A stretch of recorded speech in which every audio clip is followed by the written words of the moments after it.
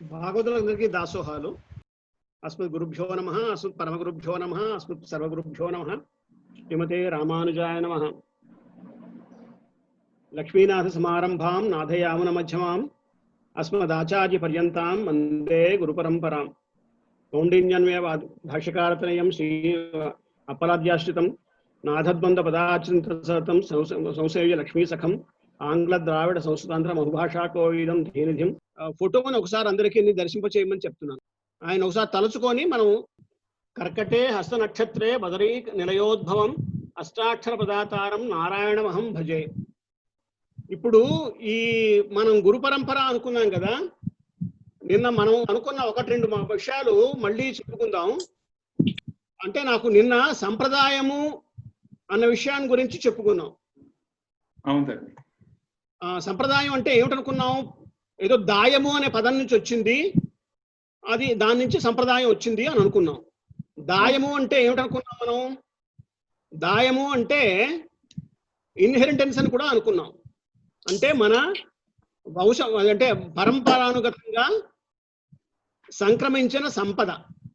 అంటే అది పరంపరానుగతంగా సంపద ఎలా సంక్రమిస్తుంది? తల్లిదండ్రుల ద్వారా సంక్రమిస్తుంది, లేదా ఆచార్యుల ద్వారా సంక్రమిస్తుంది. తల్లిదండ్రుల ద్వారా దాన్ని అది దాయము అంటారు దాన్ని. అది ఆచార్యుల ద్వారా సంప్రదించేటువంటి ఉత్కృష్టమైనటువంటి సంపదని సంప్రదాయం అంటారు అని నిన్న చెప్పుకున్నాం. ఇప్పుడు మనమే సంపాదించుకోవచ్చు కదా, మరొకళ్ళ దగ్గర నుంచి తెచ్చుకోవాలా? తండ్రి నుంచో తల్లి నుంచో లేకపోతే ఆచార్యుల నుంచో తెచ్చుకోవాలా అన్నది ఒక ప్రశ్న. దీనికి దానికి తేడా తెలుసునా? నీ నాన్నగారి నుంచో నీ ఆచార్యుల నుంచో వచ్చిన సంపదకి నీ అంతటి నువ్వు సంపాదించుకున్న దానికి తేడా ఏమైనా నీకు తెలుసునా? నేను చెప్తాను. నీ అంతటి నువ్వు సంపాదించుకోవాలంటే ఎంతో టైం పడుతుంది. ఆ సంపద మీ పెద్దవాళ్ళు ఇచ్చిన సంపద ఏమీ కష్టం పడకుండా చాలా సదుపాయంగా వెంటనే నీకు చిక్కుతుంది, సంపూర్ణంగా చిక్కుతుంది. అంటే ఎందువల్లంటే ఈ సంపద వాళ్ళు ఎన్నో తరాల నుంచి ఎన్నో సనాతనంగా కూడబెట్టి ఇస్తున్న సంపద. ఇది ఎక్కడి నుంచి వచ్చింది మనకి సంప్రదాయం? శ్రీమన్నారాయణ నుంచి వచ్చింది. శ్రీమన్నారాయణ అంటే ఎంపెరుమాన్ అని రాసింది అక్కడ. ఎంపెరుమాన్ ఆయన శ్రీమన్నారాయణుడు ఈ సంపదని, అంటే ఈ సంప్రదాయాన్ని శ్రీ మహాలక్ష్మికి ఇచ్చేట. ఈ ఎంపెరుమాన్ అన్న పదం ఏర్పడడం విన్నారా ఎవరైనాను? ఎంపెరుమాన్ అంటే నా యొక్క ఉపకారకుడు, నా యొక్క రక్షకుడు అని అర్థం. నారాయణుడు అనే పిలవచ్చు కదా, నారాయణుడికి మళ్ళీ శ్రీమాన్ ఎందుకు పెట్టాలి? శ్రీమాన్ నారాయణుడు ఎంబెరుమాన్ ఎందుకు అనాలి అన్నది ప్రశ్న. శ్రీమాన్ నారాయణుడు అంటే నారాయణుడు ఎప్పుడు శ్రీతోటే కలిసి ఉంటాడట, ఆయన ఒక్కడు వేరుగా ఉండడు. శ్రీ అంటే అమ్మ లక్ష్మీదేవి. లక్ష్మీదేవి ఎప్పుడు కూడా ఆయనతోటే కలిసి ఉంటుంది కాబట్టి ఆయన శ్రీమాన్ నారాయణుడు. ఆయన ఎంపెరుమాన్. ఎంపెరుమాన్ అంటే నా యొక్క ఉపకారకుడు, నా యొక్క రక్షకుడు. అంటే నాకు ఆయనకి సంబంధం ఉంది అన్న విషయం తెలుస్తోంది. పెరుమాన్ అంటే నాకు ఒక్కడే పెరుమాన్, నా సంరక్షకుడు, నా ఉపకారకుడు ఒక్కడే, నాకు ఆయనకి సంబంధం ఉంది. దానివల్ల ఏంటంటే నా ఆత్మీయత గోచరిస్తుంది, నాకు ఆయనకి ఉన్న సంబంధం తెలుస్తోంది, నాకు ఆయన మీద ఉన్నటువంటి కాన్ఫిడెన్స్ తెలుస్తోంది. ఆ ఎంబెరుమాన్ ఇప్పుడు పాత రోజుల్లో ఏమిటయ్యేదంటే ఈ పెరుమాళ్ళకి మనకి ఉన్న సంబంధం మన కుటుంబంలో ఒక వ్యక్తిగానే. పెరుమాళ్ళు అంటే ఎక్కడో ఆ పరంపదల్లో ఉన్నవాడని కాదు, మనలో ఉండేవాడు, మనతో ఉండేవాడు, మన లోపల ఉండేవాడు, మనని కాపాడుకుంటూ ఎప్పుడు ఉండేవాడు అనే మన వాళ్ళ ఉద్దేశం. అందువల్ల ఆయన ఎంబెరుమాన్ అంటారు. ఆయన ముందు ప్రారంభించి ఈ సంప్రదాయాన్ని ఏం చెప్తాడు? ఇప్పుడు మీరందరూ చాలా మంది వచ్చి వింటున్నారు కదా, ఆయనకి అప్పుడు మొట్టమొదటి ఎవరు వెళ్ళలేదేమో, తనకే వేరుగా చెప్పుకున్నాడు.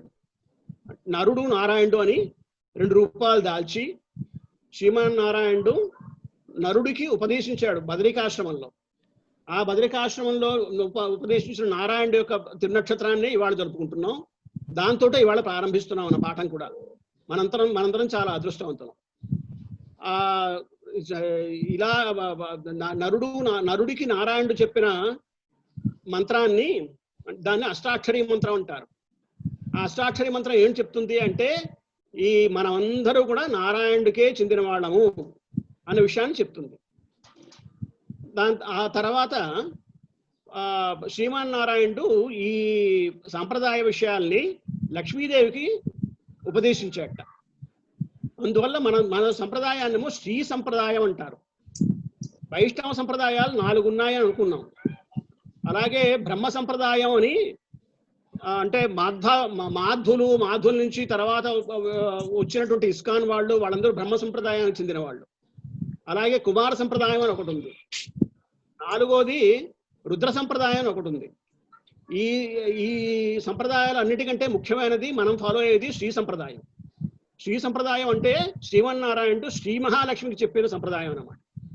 శ్రీ మహాలక్ష్మి ఏం చేస్తుంది, తండ్రి మన ఇళ్లలో తండ్రి ఏమైనా కొడుకు చెప్పాలంటే డైరెక్ట్ గా కొడుకు చెప్పడు. కొడుకు చెప్పకుండా తన భార్యకి చెప్పి ఈ విషయాన్ని కొడుకు చెప్పమ్మా అంటాడు అనమాట. అలాగే శ్రీమన్నారాయణుడు కూడా ఏం చేశాడు, శ్రీమహాలక్ష్మి చెప్పి మన వాళ్ళందరికీ చెప్పమ్మా అన్నాడు. అంటే ఆయన అక్కడ ఆ పరమపదంలో అన్నమాట, పరమపదంలో చెప్పి ఆయన ఏం చేశాడంటే, ఆవిడ ఏమిటి చేసిందంటే వాళ్ళందరికీ ఒక చీఫ్ ఉన్నారు. అంటే అక్కడ పరమపదంలో ఉన్న వాళ్ళందరికీ ఒక నాయకుడు, ఆయన్ని సేనా నాయకుడు అనమాట. అక్కడ అందరూ సేన అనుకుంటే ఆ సేనా నాయకుడు ఒక ఆయన విశ్వక్సేనుడు అంటారు. ఆ విశ్వక్సేనుడు అన్న ఆయనకి శ్రీ మహాలక్ష్మి చెప్పింది. అంటే మన వైష్ణవ సంప్రదాయాన్ని విశ్వక్సేనుల వారు శ్రీ మహాలక్ష్మి నుంచి పుచ్చుకొని ఆయన యొక్క వంశావతారమైనటువంటి నమ్మాళ్ళ వారికి చెప్పారు. ఇది ఎప్పుడు జరిగింది, 3093 అంటే ఇది 3000 సంవత్సరాలకి క్రీస్తుకు ముందన్నమాట. అంటే ఇప్పటికి more than 5000 years అయింది. 5000 ఏళ్ల కంటే ఎక్కువ అయింది ఇప్పుడు. అప్పుడు నమ్మాళ్ళ వారు మన భూమి మీదకి అవతరించారు. ఈయన ఆళ్వార్లో ఒకటి. ఈ ఆళ్వార్లు అందరంటే మనం 10 మంది లేదా 12 మంది ఆళ్వార్లు అనుకుంటాం. ఆళ్వార్ల పేర్లు ఇక్కడ ఉన్నాయి, మనం రోజు చదువుకుంటూ ఉంటాం అన్నమాట. భూతం సరస్య మహదఫయ భట్టనాథ శ్రీ భక్తిసార కులశేఖర యోగివాహాన్ భక్తాంఘ్రిరేణు పరకాల యతీంద్ర మిశ్రాన్ శ్రీమత్ పరాంకుశమునిం ప్రణతోస్మి నిత్యం అని మనందరం రోజు ఈ ఆళ్వార్ని తలుచుకుంటాం అనమాట. దానిలో భూతద్దాళ్వారు ఇక్కడ ఉన్నారు. ఇది భూతద్దాళ్వారు. తర్వాత పూగయ్య ఆళ్వారు, సరోదేవ్ యోగి అంటారు ఆయన. తర్వాత పేయాళ్వారు. తర్వాత వచ్చిన వారు తిరుమషయ్య ఆళ్వారు, భక్తిసారుడు అంటారు ఈయన్నే. తర్వాత మధురకవి ఆళ్వారు, నమ్మాళ్వారు తర్వాత మధురకవి ఆళ్వారు, కులశేఖర ఆళ్వారు, పెరియాళ్వారు, ఆండాళ్ళు కూడా కొంతమంది ఆళ్వార్లో చేరుస్తారు, కొంతమంది ఆండాళ్ళు చేర్చకపోయినా ఆడు కూడా మనందరం ఆళ్వారతో పాటు మనందరికీ ప్రాతస్మరణ ఇరాలే. తొండడిపుడి ఆళ్వారు, ఈయన్నే విప్రనారాయణుడు అంటారు. కొంతమంది మీరు సినిమా చూసుంటారేమో. తిరుప్పాణాళ్వారు అని ఈయన. తిరుప్పాణాళ్వారు అంటే ఆయన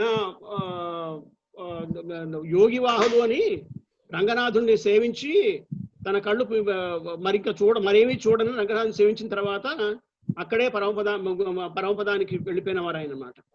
తర్వాత తిరుమంగయ్య ఆళ్వారు అని మరొక ఆయన. ఈయన ఆఖరి ఆళ్వారు, తిరుమంగయ్య మన్నన్న అంటారు ఈయన. ఈయనే మన సప్త ప్రాకారాన్ని శ్రీరంగానికి కట్టించారు. ఈ ఆళ్వార్లందరికీ గొప్పదనం ఏంటి అంటే, వీళ్ళు కూర్చొని సంప్రదాయం బోధించలేదు. వాళ్ళు ఏం చేశారంటే పరమాత్మని తమ ప్రేమతోటి భక్తితోటి కీర్తించారు, పాటలు పాడుకున్నారు. పాటలు పాడుకొని వాళ్ళు ఒక్కొక్క అనుభవాన్ని, అంటే ఒకళ్ళు తల్లిగాను, ఒకళ్ళు భార్యగాను, ఒకళ్ళు కొడుకు గాను, ఒకళ్ళు స్వామి గాను, రాజుగాను, ఒక్కొక్కళ్ళు ఒక్కొక్క రకమైన ఒకే ఉదాహరణకి నమ్మాళ్ళు వారు ఆ 4 గ్రంథాలు రాశారు. దానిలో తిరువాయిమిషి గొప్పది అని అనుకున్నాం మనం. ఆ తిరువాయిమిషి చెప్పినప్పుడు నాయికావస్థ అంటే ఆయన ప్రియురాలుగా ఎన్నో పాటలు పాడారు. ఆయన ప్రియురాలుగా అనుకొని పెరియాళ్ళు వారు యశోదగా తను భావించుకొని కృష్ణుడు తన కొడుగ్గా ఊహించుకొని ఎన్నో పాటలు పాడారు. పాశురాలు అంటారు తమిళంలో. అంటే వాళ్ళు ఏం చేశారు అంటే పెరుమాళ్ళని ఏదో తమ ఆత్మ బంధువుగా, తమ సంబంధుడుగా, తమ ఇంట్లో ఉన్నవాడుగా తలచుకొని ప్రేమించి భక్తితో పాటలు పాడారు వాళ్ళు. అంటే పెరుమాళ్లతో సంబంధాన్ని కలిగి ఉన్నవాళ్ళు వాళ్ళందరూ కూడా మన్ని ఉద్ధరించడానికి పరమపదం నుంచి దిగి వచ్చిన అవతారాలే. ఒకళ్ళు చక్రావతారం అయితే మరొక అవతారం, మరొక వరమాల అవతారం, అట్లాగనమాట. ఒకళ్ళు గరుడాళ్ళు అన్న అవతారం, అలాగా. వాళ్ళందరూ పాటలు పాడిన తర్వాత ఇదంతా ఎక్కడి నుంచి ద్వాపర యుగం, క్రీస్తు పూర్వం అంతా పాటలు పాడేసిన తర్వాత వాళ్ళు వెళ్ళిపోయినారు. తర్వాత ఏమిటైందంటే నాథముని అని ఈయన 7th 8th సెంచురీ ఆయన అనమాట. 8th 9th సెంచురీ ఆయన. నాథముని ఒక సందర్భంలో నమ్మాళ్ళ వారు ఒక పాట మాత్రం ఆరాముదే అనే పాట మాత్రం ఆయన విన్నారు ఎక్కడో. విని ఈ పాటలన్నీ ఎక్కడ దొరుకుతాయి అని అందరినీ అడిగితే వాళ్ళకి తెలియదు అన్నట్ట. అంటే ఆయన కన్నిని సురుత్తాంబని ఏంటి మధురకవి రాసినటువంటి ఒక ప్రబంధాన్ని ఎన్నో రోజులు జపించి ఆయన విపరీతమైన భక్తితో నమ్మాళ్ళవారిని నమ్మాళ్ళవారి కోసం తపస్సు చేసి ఆయన యొక్క సాక్షాత్కారాన్ని పొందారు. సాక్షాత్కారాన్ని పొంది నాకు మీరు అనుగ్రహించినటువంటి దివ్య ప్రబంధాన్ని నాకు కృప చేయమని చెప్పేసి ప్రార్థించారు. అప్పుడు నమ్మాళ్ళవారు తాను అనుగ్రహించినటువంటి దివ్య ప్రబంధమే కాకుండా మిగతా ఆళ్వార్లు అనుగ్రహించినటువంటి దివ్య ప్రబంధాన్ని కూడా కొంచెం జూమ్ చేయ. ఈ నాథమునికి అన్నారు దివ్య ప్రబంధాలు అంటే ఆళ్వార్లు అందరూ అనుగ్రహించినటువంటి దివ్య ప్రబంధాలన్నీ కూడా సుమారుగా 4,000 కంటే కొంచెం తక్కువ.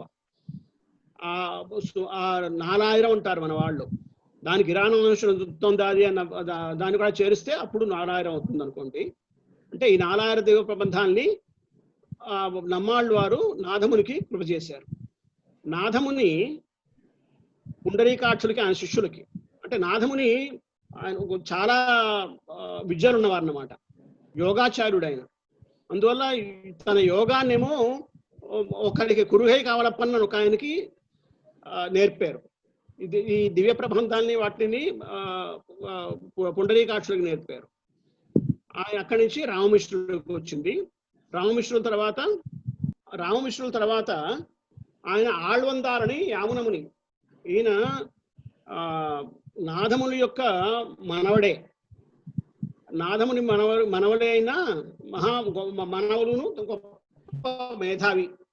ఆయన ఒక వాదంలో ఒక పండితుడిని గెలిచి అర్ధరాజ్యాన్ని సంపాదించి అర్ధరాజ్యం పరిపాలన చేసుకుంటూ ఉండగా ఈ మణక్కాలు నంబినటువంటి రామమిశ్రుడు ఆయన ఆడవందారికి దగ్గరికి వచ్చి ఏదో చాలా శ్రమపడి రాజుగారిని దర్శనం పొందడం చాలా కష్టం, దుర్లభమైన విషయం. అందువల్ల ఆయన్ని దర్శనాన్ని పొంది ఏదో చాలా తాపత్రయపడి దర్శనం పొందిన తర్వాత నాకు మీ తాతగారు నాకు ఒక గొప్ప సంపద ఇచ్చారయ్యా, ఆ సంపద నీకు ఇవ్వాలి, నాతో పాటు రా అని చెప్పి ఆయనకి ఏమిటా సంపద? శ్రీమన్నారాయణుడి యొక్క విషయాన్ని ఆయనకి మనకి ఉన్న సంబంధాన్ని తెలియచెప్పడమే. ఆ సంబంధాన్ని తెలియచెప్పడం కోసం శ్రీరంగనాథుడి దగ్గరికి తీసుకెళ్ళి ఆయన శ్రీరంగనాథుడి దర్శనం చేయిస్తే అక్కడి నుంచి ఆడవందారు రాజ్యాన్ని వదిలేసి తను కూడా ఈ పరమపద సామ్రాజ్య పట్టాభిషేకం పొందడానికి తగినట్టుగా ఈ ఆధ్యాత్మిక చింతనలో పడ్డారన్నమాట. ఆయనకి ఉన్న కొంతమంది శిష్యులు ఉన్నారు. వాళ్ళందరూ గోష్ఠీ పూర్ణుని, పెరియనంబని అంటే మహాపూర్ణుని, తిరుమలయనంబంటే తిరుమల నంబెని, తర్వాత తిరుక్కచ్చి నంబెని ఇలా ఉన్నారు. వీళ్ళలో పెరియ నంబి ముఖ్యమైన వారు. పెరియ నంబి వీళ్ళందరూ కూడా రామానుజులకి యొక్క గురువు గారులే.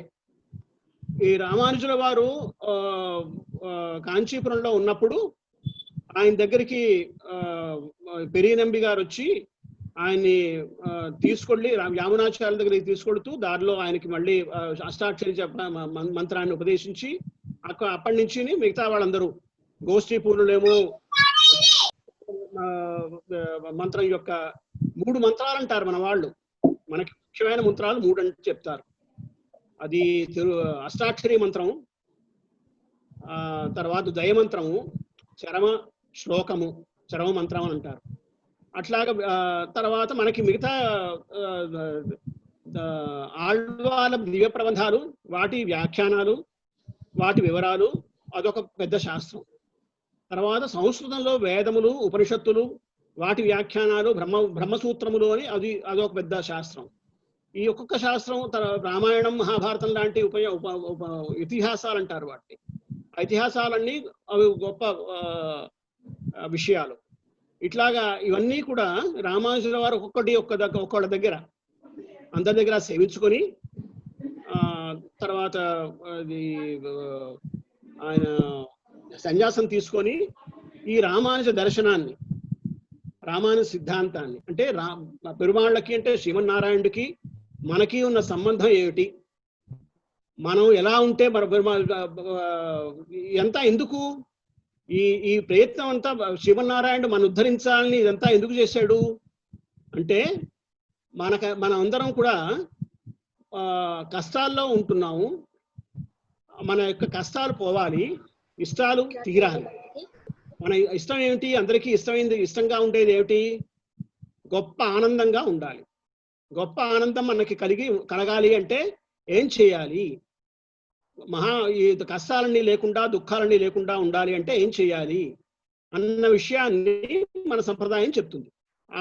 ఆ విషయాలన్నీ శ్రీ భగవద్ రామానుజులు అంతా ఏడ్చి కూర్చి తన శిష్యులకు ఈ సంప్రదాయాన్ని అందించారు. అందువల్ల దీన్ని శ్రీరంగనాథుడే భగవద్ రామానుజ సంప్రదాయం అని, ఈ సంప్రదాయం విషయాలు ఏమిటి అన్నది మనం తర్వాత చదువుకుందాం, తర్వాత క్లాసుల్లో తెలుసుకుందాం. ముఖ్యమైన విషయం ఏమిటి అంటే శ్రీమన్నారాయణుడికి మనకి ఉన్న సంబంధం ఏమిటి, మనం ఆయన మీద ఎలాగా ఆధారపడి ఉంటాము, మనకి ఆయన రక్షకుడు ఎలా అవుతాడు, మనకి ఆశ్రయం ఎలా అవుతాడు, మనకి తండ్రి కానీ, తల్లి కానీ, గురువు కానీ, సోదరుడు కానీ, ఆధారం కానీ, స్వామి కానీ, ఈ అన్నీ కూడా ఆయన ఎలా అవుతాడు, ఆయన మీద ఆయన్ని మనం ఎలాగా పూజించాలి, ఈ విషయాలన్నీ చెప్పిన వారు శ్రీ భగవద్ రామానుజులు. అంటే మనకి అందువల్ల ఈ సంప్రదాయాన్ని భగవద్ రామానుజ సంప్రదాయం అని పిలవండి అని శ్రీరంగనాథుడే ఆజ్ఞ ఇచ్చాడు. అక్కడి నుంచి మనకి ఈ శ్రీ భగవద్ రామానుజుల వారు తర్వాత తరానికి ఈ విషయాల్ని అందించారన్నమాట. అంటే మన పూర్వీకులందరూ ఇక్కడి నుంచే వస్తారు. ఈ ఒక్కొక్క నడాదు రాజువాని కానీ, ఎంబారి కానీ, కురత్తాజువాని కానీ, ముదలయాండాన్ కానీ, ఉదాహరణకి ముదలయాండాన్ మా వంశానికి మూల పురుషుడు. అంటే మాది 26వ తరం, ముదలయాండాన్ నుంచి మా తరం 26వ తరం. అలాగే ఒక్కొక్క వంశానికి ఒక్కొక్కరు మూల పురుషులు అయి ఉంటారన్నమాట. అంటే మనం అందరం కూడా భగవద్ రామానుజుల నుంచి వచ్చిన వాళ్ళని, భగవద్ రామానుజుల యొక్క వంశాల నుంచి, ఏదో వంశం నుంచి వచ్చిన వాడు. మొదలయాండాలన్న వారు వాడి సోదరి కొడుకు, దాశరథిని కూడా అంటారు ఆయన్ని. భగవద్ రామానుజుల యొక్క సోదరి కుమారుడు మొదలయాండాన్. అలాగా మనం అందరం, అంటే మన యొక్క గొప్పదనం ఏమిటి అంటే, మన యొక్క అదృష్టం ఏమిటి అంటే, మనం అంత గొప్ప సంతతికి చెందిన వాళ్ళం. మనకి సంప్రదాయం మనం తెలుసుకోవట్లేదు అంటే ఒక గొప్ప సంపద మనం పక్కనే పెట్టుకొని దాన్ని గుర్తించలేకుండా ఉన్నాం అన్నమాట. అది గుర్తించి దాన్ని స్వీకరించాల్సిన బాధ్యత మనది. ఒక తండ్రి కొడుక్కి సంపద దాని ఆస్తి ఎందుకు ఇవ్వడు? రెండు కారణాలు. ఒక కారణం ఏమిటి అంటే కొడుకు మరొకడికెవడికో దత్తత అయిపోవాలి.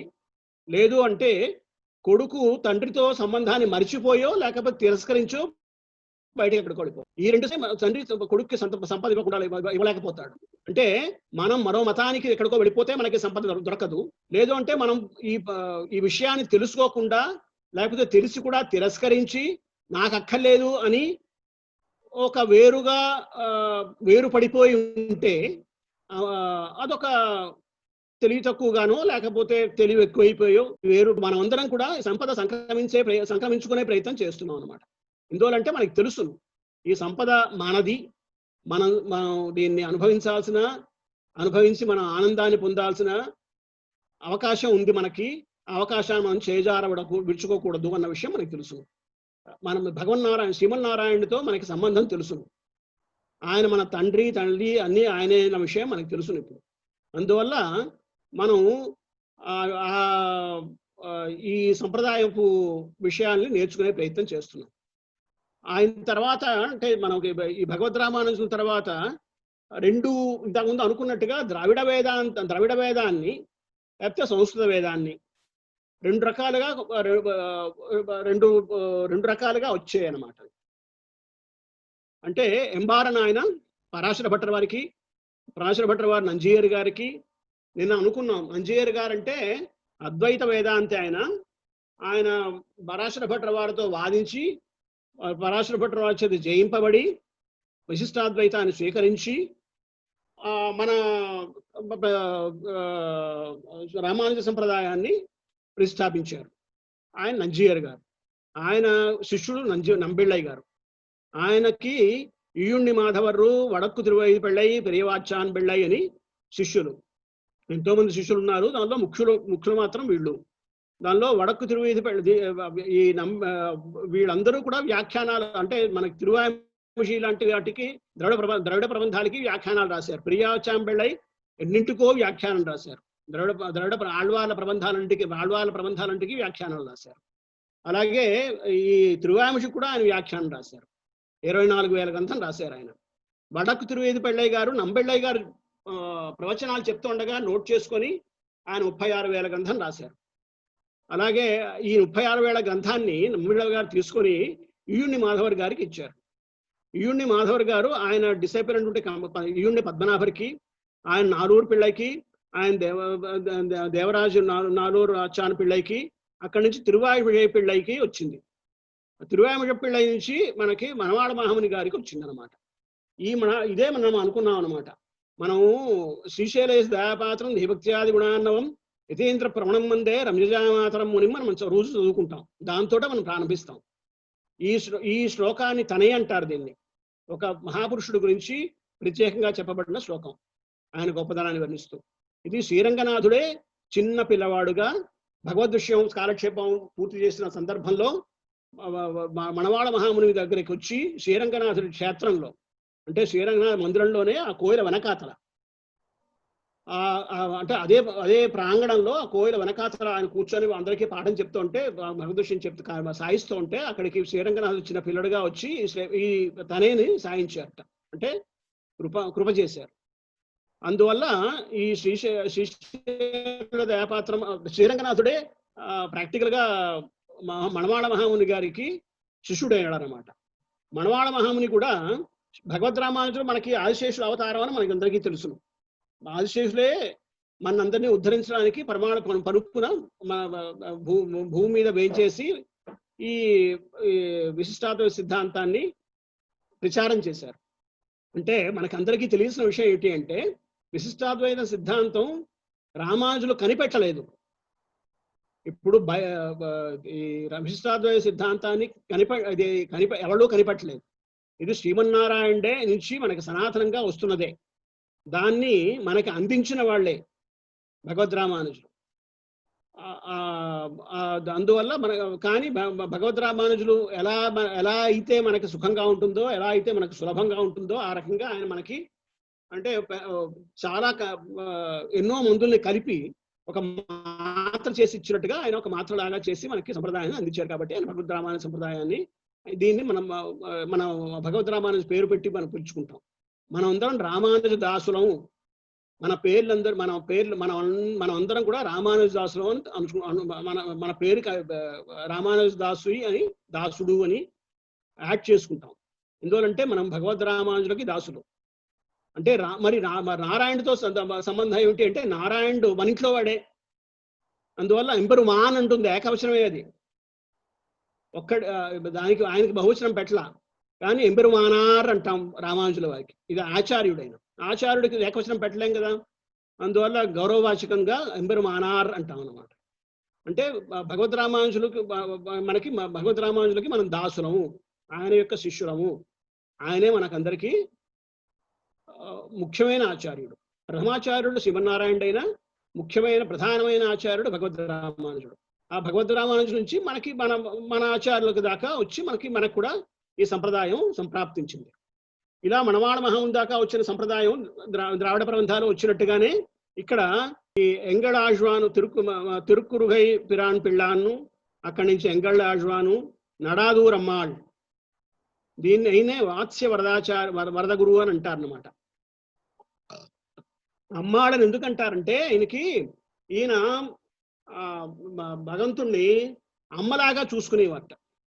అంటే ఆయన అమ్మగా, భగవంతుణ్ణి కొడుగ్గా, అంత ప్రేమ, అంత వాత్సల్యం పెరుమాళ మీద అంత వాత్సల్యం. వీళ్ళందరూ కూడా పరమభక్తులు. పెరుమాళ్ళకి పాలు ఆరగింపుకు పెడితే నోరు కాలిపోతుందని చూసుకొని ఊది పెట్టేటువంటి ప్రేమ ఉన్నవాడు అన్నమాట. అలాంటి వారు నడాదూర్ అమ్మాళ్. ఈయన శ్రీభాష్యానికి, అంటే భగవద్ రామానుజులు శ్రీభాష్య, ఆయన 9 గ్రంథాలు రాశారని మన వాళ్ళందరూ చెప్తారు. ఆ 9 గ్రంథాల్లో ముఖ్యమైనది శ్రీభాష్యం.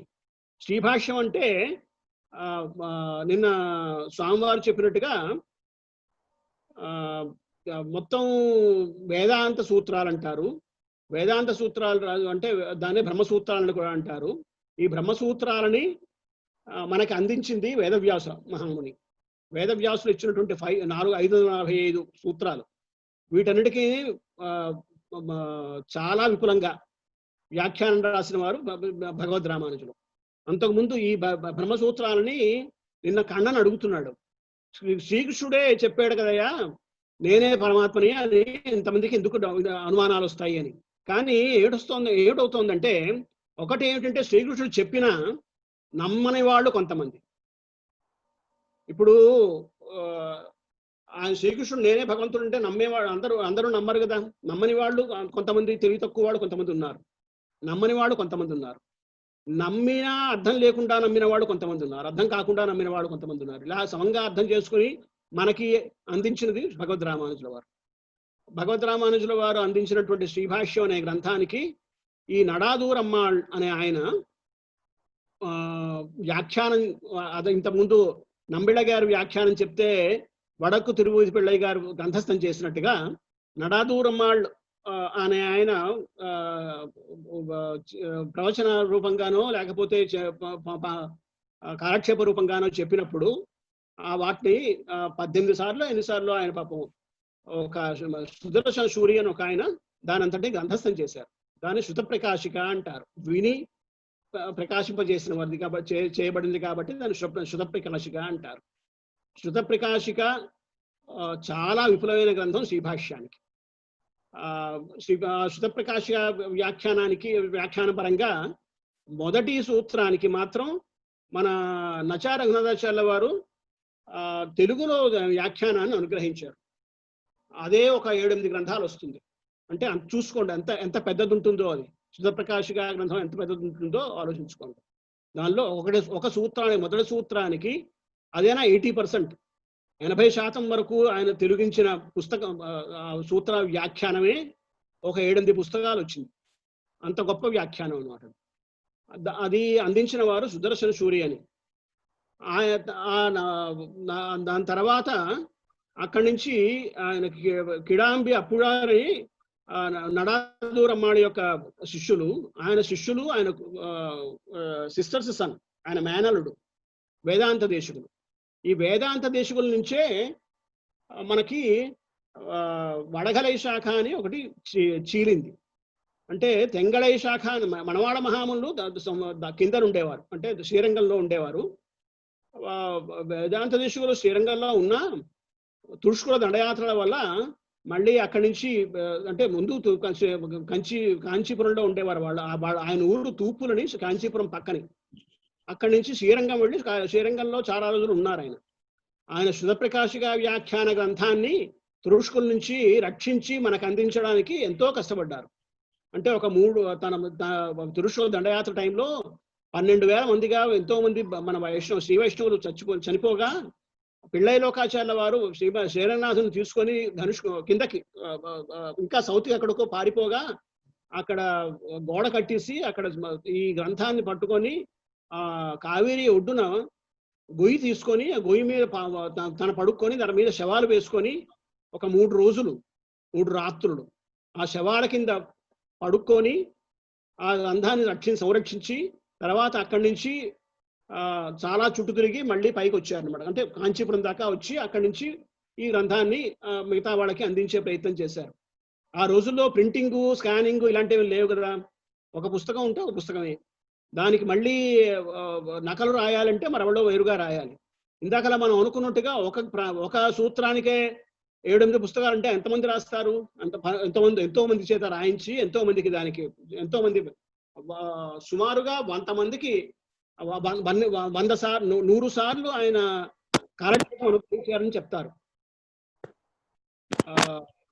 ఈ శ్రీభాష్యానికి వేదాంత దేశకుడు ఆయన 100కు పైగా గ్రంథాలు రాశారు. 135 ఎన్నో రాశారు. అంటే ప్రకాశితమై ఇప్పుడు కనబడుతున్నది. అలాగా వేదాంత దేశకులు మనకి అందించిన గ్రంథం శుద్ధప్రకాశిక గ్రంథం. ఆయన తర్వాత మిగతా వాళ్ళందరికీ కుమార వరదాచార్యుని కానీ లేకపోతే ప్రతివాద భయంకర అన్ననే మనకి కౌసల్యా సుప్రజారామ అన్న గ్రంథం మన శ్రీ వెంకటేశ్వర సుప్రభాతం చదువుకుంటాం కదా. దాన్ని చెప్పిన వారు రాసిన వారు ప్రతివాద భయంకర అన్ననే. అలాగా వీళ్ళందరి పేర్లు మనం చదువుకోవడం ఇప్పుడు కొంచెం కష్టం. కానీ ఇక్కడి నుంచి కొన్ని మఠాలు వచ్చాయి. పరకాల మఠం అని, అహోబిల మఠం అని, ఇలాగ ఒక్కొక్క మఠం వచ్చాయి. తర్వాత ఇందాక అనుకున్నట్టుగా మనవాడ మఠం నుంచి తెంగళై శాఖ, వేదాంత దేశకుల నుంచి వడగలై శాఖ వచ్చాయి. ఈ వడగలై శాఖకి తెంగళై శాఖకి భేదాలు ఏమిటి అన్నది తర్వాత మనం చదువుకుందాం. ముఖ్యమైన భేదం ఏమిటి అంటే లక్ష్మీదేవి కూడా ప్రాప్యమే అంటారు వడగలై వారు. మనవారు అంటే మనం తెంగళై వాళ్ళము, మన కుటుంబాలు ఎక్కువ మంది మన వాళ్ళు అందరూ తెంగళై వాళ్ళము. ఈ తెంగళై వాళ్ళు అనుకునేది అంటే లక్ష్మీదేవి పురుషకారం చేస్తుంది, లక్ష్మీదేవి వేరుగా ఉండదు, లక్ష్మీదేవి ఎప్పుడు కూడా స్వామితో కలిసి ఉంటుంది. ఆవిడ పురుషకారం ఉంటే రికమెండేషన్ చేస్తుంది. ప్రాప్యం మనకి పెరుమాళ్లే, లక్ష్మీదేవితో లక్ష్మీ విశిష్టుడైన పెరుమాళ్ళు, లక్ష్మీదేవితో ఉండే పెరుమాళ్ళు అని మన వాళ్ళు చెప్తారు. ఇలాంటి తేడాలు 18 తేడాలు అని చెప్పారు కదా స్వామివారు నిన్న, అష్టాదశ భేదములు అని. ఆ అష్టాదశ భేదములు మనం తర్వాత చదువుకుందాం. అది వేరుగా ఒక టాపిక్ ఉంది మనకి. ఈయన మన భగవద్ రామానుజులు 74 సింహాసనాల్ని అంటే ఈ మన ఈ దర్శనాన్ని విశిష్టాద్వైత దర్శనాన్ని అందరికీ అందించాలి కదా. అందుకోసం ఆయన 74 సింహాసనాల్ని స్థాపించి వాళ్ళ ద్వారా ఈ దర్శన ప్రచారాన్ని లేకపోతే దర్శన ప్రతిష్టాపనని చేయించారన్నమాట. దానిలో కొంతమంది వానమామలయ మఠం ఒకటి ఉంది. ఈ మఠాల్లో వానమామలయ మఠాన్ని వానమామలయ అన్నది దక్షిణాదిలో ఉందన్నమాట, తిరునల్వేలి దగ్గర ఉంది. ఆ వానమామలయ మఠం దగ్గర చెందిన వాళ్ళం కొంతమంది తూర్పుల గ్రామస్తులం. వాళ్ళందరూ ఉత్తరాదికి పంపించి ఇక్కడ మత ప్రతిష్టాపన చేయండి, మత ప్రచారం చేయండి అని చెప్పేసి కొంతమంది అప్పుడు ఆ రోజుల్లో పంపించబడ్డారు. ఆ పంపించబడ్డ వాళ్ళు మరి మాకు ఆచార్యులు ఉండరు కదండి, మాకు ఆచార్యులు లేకుండా మేమేం చేస్తాం. ఎందుకంటే ఆచార్య సమాశ్రయణం అని ముఖ్యమైన ప్రక్రియ మన సంప్రదాయంలో. ఆచార్య సమాశ్రయణం అని చక్రాయంతాలు అంటారు మన వాళ్ళు. అంటే చక్రం శంఖం ఇవ్వడం, తర్వాత ఏదో తిరుమణి పెట్టడం, నా పేరు రామానుజదాస్తో పేరు పెట్టడం, తిరువారాధన చేయడం, చెప్పడం, ఇలాగా 5 అంగాలు ఉంటాయి దాన్ని. ఆ 5 మంత్రం చెప్పడం, మంత్రం ఇస్తారు. అప్పుడే మంత్రం ఇస్తారు. అష్టాక్షరి మంత్రం అనుకున్నాం కదా, అష్టాక్షరి మంత్రం మిగతా మంత్రాలు ఆ గురువు గారు ఆచార్యులు ఇస్తారు అన్నమాట. ఆ ఆచార్యులు ఇచ్చే సంప్రదాయం అప్పుడు ఉండేది. మాకిప్పుడు మేము సమాచారం ఎలా అవుతాము అక్కడి నుంచి ఇక్కడికి వచ్చేస్తాను. పాత రోజుల్లో ట్రైన్స్, ఫ్లైట్స్ అలాంటివి ఏం పెద్ద ఉండేవి కాదు. వెళ్ళాలంటే పెద్ద ప్రయత్నం, శ్రమ. అందువల్ల ఇక్కడికి వచ్చిన వాళ్ళు మళ్ళీ అక్కడికి రాలేరు కదా అంటే, మీకు మీరే స్వయమాచార్యులయ్యా, మీకు మీరే మీ పిల్లలకు మీరే సమాశ్రయాలు చేయొచ్చు అని ఆయన అనుమతి ఇచ్చారు ఆ రోజుల్లో. అందువల్ల మన కుటుంబాల్లో చాలా మంది స్వయమాచార్యులు అంటారు. అంటే తమ యొక్క వంశంలో, కుటుంబంలో పెద్దవాళ్ళని ఎవరో వాళ్ళు మిగతా పిల్లలకి సమాశ్రయం చేస్తారన్నమాట. ఈ సమాశ్రయం చేసే పద్ధతి, ఈ ప్రక్రియను, అర్హత, అధికారమును ఆ పెద్దవాళ్ళకి అప్పుడు ఇచ్చేసారన్నమాట. వామనామలైజీయర్ స్వయమాచార్యాస్ ఉంది కదా ఇక్కడ, దానిలో వామనామలైజీయర్ మొట్టమొదటి వస్తుంది. ఆ వామనామలైజీయర్ అని ఆయన పంపించిన వారు కాబట్టి మన వాళ్ళందరికీ స్వయమాచార్య ప్రతిపత్తి వచ్చింది, అంటే అధికారం వచ్చింది అన్నమాట. అందువల్ల మనం అందరం అదో పెద్ద గొప్పదనం. అంటే మన పిల్లలకి మనమే సమాశ్రయణం చేయగలిసిన అధికారం మనకుంది. కానీ అధికారం ఉంటే అధికారానికి తగినట్టు అర్హత కూడా ఉండాలి కదా. మనకి మంత్రం రాకుండా పిల్లలకి ఏం చెప్తాం? మనకి సంప్రదాయం తెలియకుండా పిల్లలకి ఏం అప్పచెప్తాం? అందువల్ల మనకి సంప్రదాయం తెలియాలి. మంత్రం అంటే మంత్రం ఒక్కటే కాదు, మంత్రానికి అర్థం తెలియాలి, మంత్రం యొక్క వివరాలు తెలియాలి, మంత్ర అనుష్ఠాన పద్ధతులు తెలియాలి, ఇంకా ఎన్నో తెలియాలి.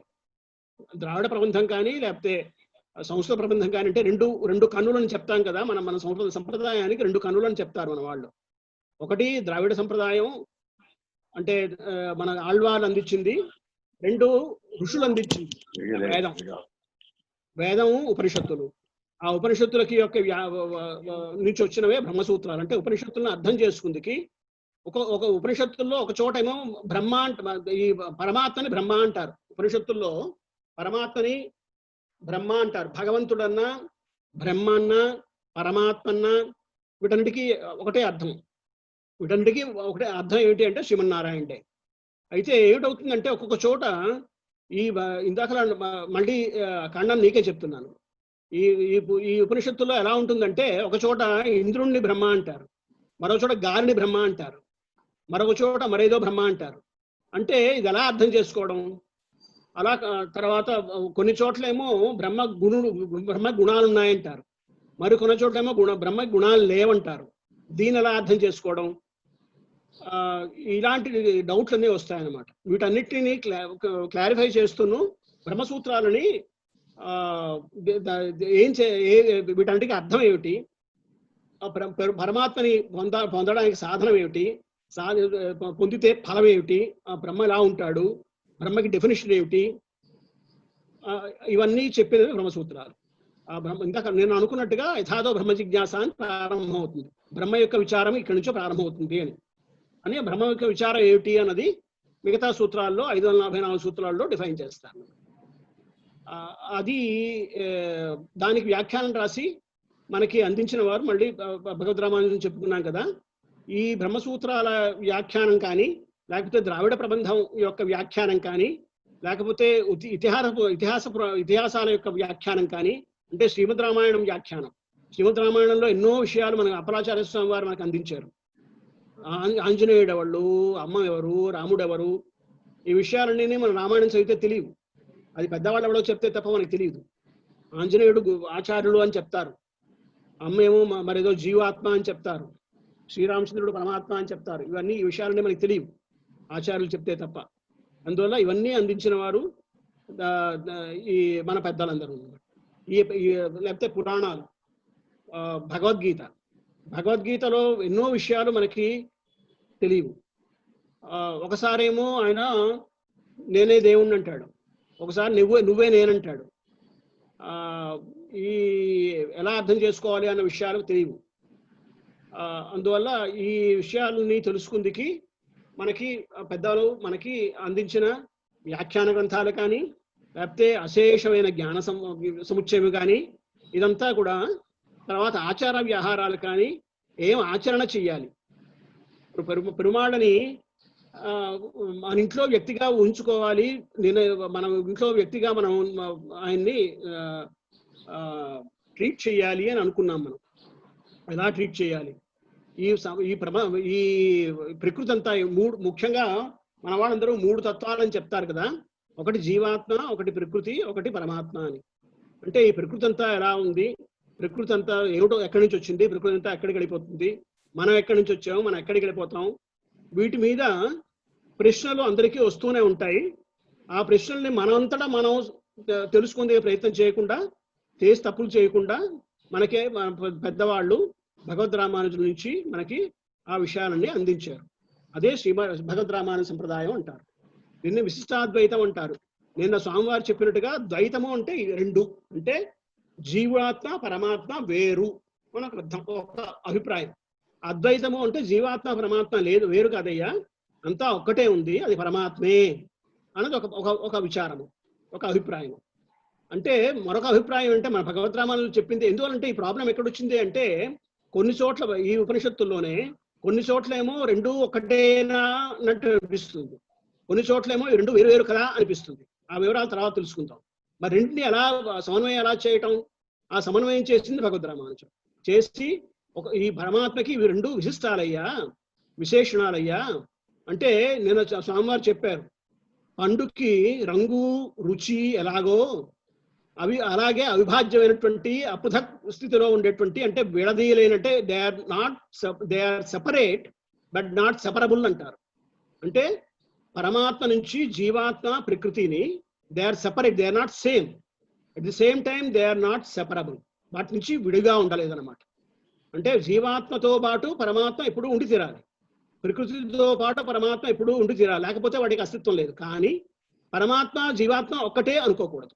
ఈ విషయాన్ని తేటతలంచి, అంటే మనకి శరీరాత్మ సంబంధం అంటారు. మన ఆత్మ వేరు, శరీరం వేరు, కానీ శరీరం ఆత్మ లేకుండా ఉండదు. ఇలాగా ఎన్నో విషయాలు చెప్పి మనకి అర్థం చెప్పిన వారు, ఈ సంప్రదాయాన్ని అర్థం చెప్పి మనకి తెలియజెప్పిన వారు భగవద్ రామానుజులు. కాబట్టి దీన్ని భగవద్ రామానుజ సంప్రదాయం అని, ఇది ఒక పెద్ద, ఐ కన్సిడర్ ఇట్స్ ఏ ఏంటి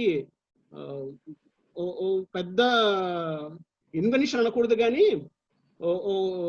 పెద్ద రివల్యూషన్.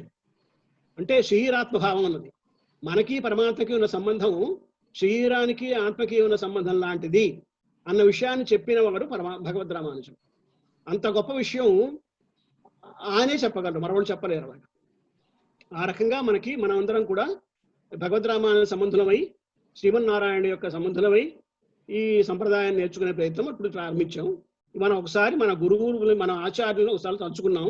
ఇవాళ మన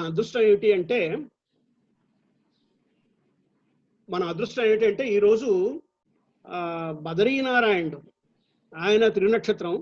అది చాలా సంతోషంగా ఉంది నాకు. ఈరోజు మనం ఆయన తలుచుకోవడం, ఆయన మన ప్రథమాచార్యుడు ఏంటంటే ఆయన నుంచి ఆయనే మన అనుగ్రహించి అంతా మనకి సంక్రమించేటట్టు మన అదృష్టానికి తోడ్పడ్డాం. చాలా సంతోషకరమైన విషయం. దీనిలో ఏమైనా క్వశ్చన్లు ఏమైనా ఉంటేను, లేకపోతే డౌట్లు ఏమైనా ఉంటేను చెప్పండి. మీరు మధ్యలో కూడా అడగచ్చు, ఇప్పుడు చెప్పండి, తర్వాత నెక్స్ట్ టాపిక్ అడదాం. బావా ఏమైనా చెప్పాలంటే చెప్పండి బావా, ఏమైనా మిగిలిపోయినా అంటే నేను చెప్తాను. బావని కూడా అన్మ్యూట్ చేయండి అన్న, అందరికీ అందరినీ అన్మ్యూట్ చేయండి. ఏమి లేదు, చెప్పాల్సింది చెప్పావు. Go ahead.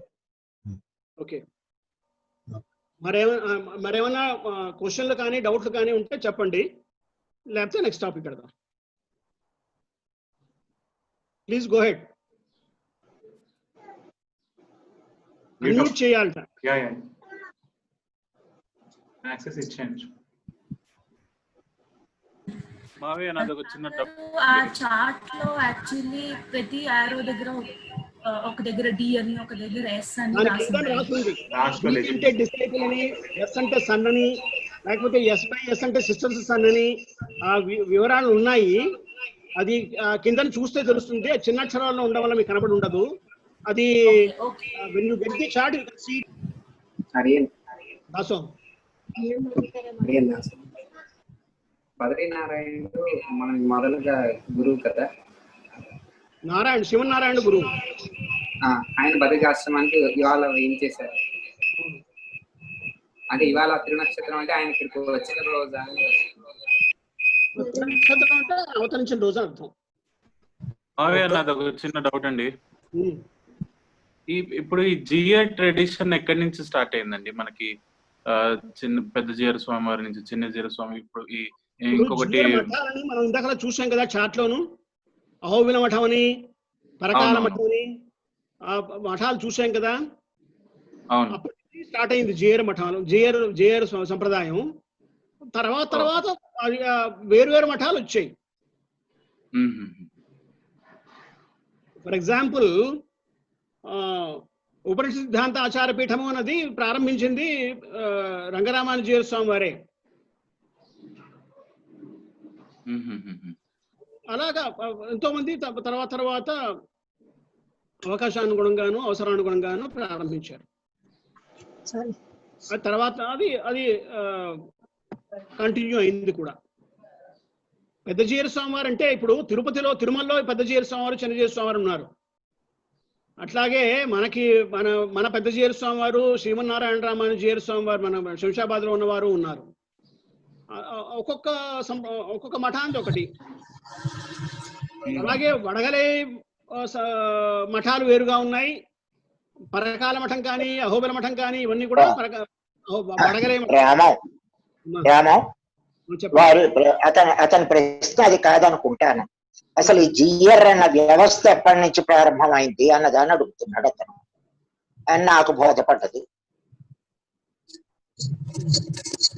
అంటే రెండునా అండి మీరు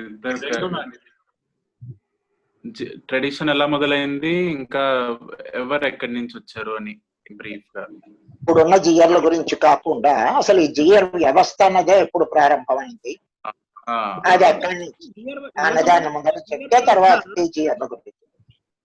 ఇప్పుడు జిఆర్ అంటే సన్యాసి, వైష్ణవ సన్యాసి అని అర్థం. ఇప్పుడు జిఆర్ అంటే నువ్వు వైష్ణవ సన్యాసి అని అర్థం.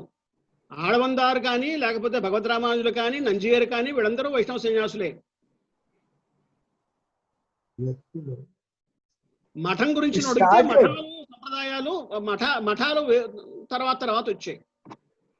74 సింహాసనాధిపతులు ఉన్నారు కదా, ఆ 74 సింహాసనాధిపతుల్లోంచి అక్కడ దానికి సబ్ డివిజన్స్ వచ్చాయి.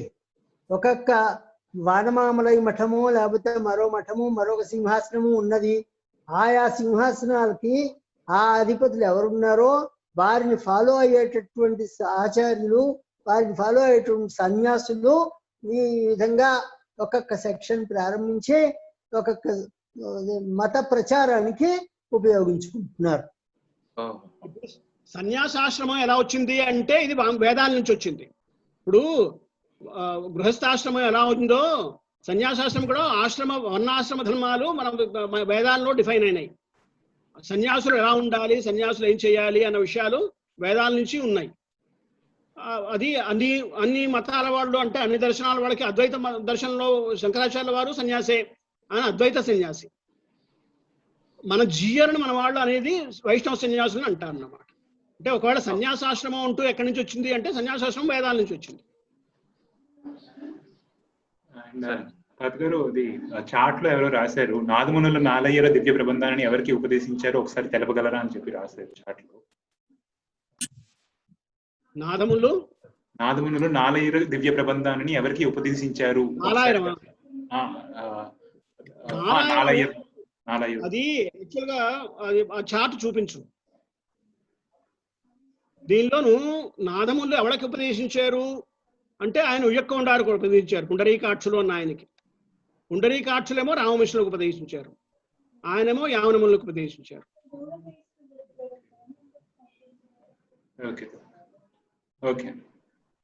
ఓకే. అండ్ దగ్గర నాకు ఒక డౌట్ నీకా, అంటే ఇప్పుడు ద్వైతం అంటే జీవాత్మ పరమాత్మ, ఆత్మ పరమాత్మ వేరు వేరు అని, అదే అద్వైతం అంటే రెండు ఒకటేనని చెప్పి అది దట్స్ ద లెర్నింగ్.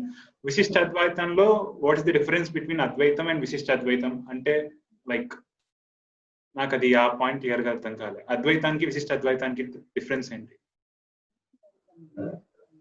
అంటే they are separate but not separable అనుకున్నాం కదా, అంటే that is the difference. Separate not separable అంటే నిన్న స్వామివారు బాబా ఒక ఎగ్జాంపుల్ ఇచ్చారు. పండును దాని రంగు రుచి అని.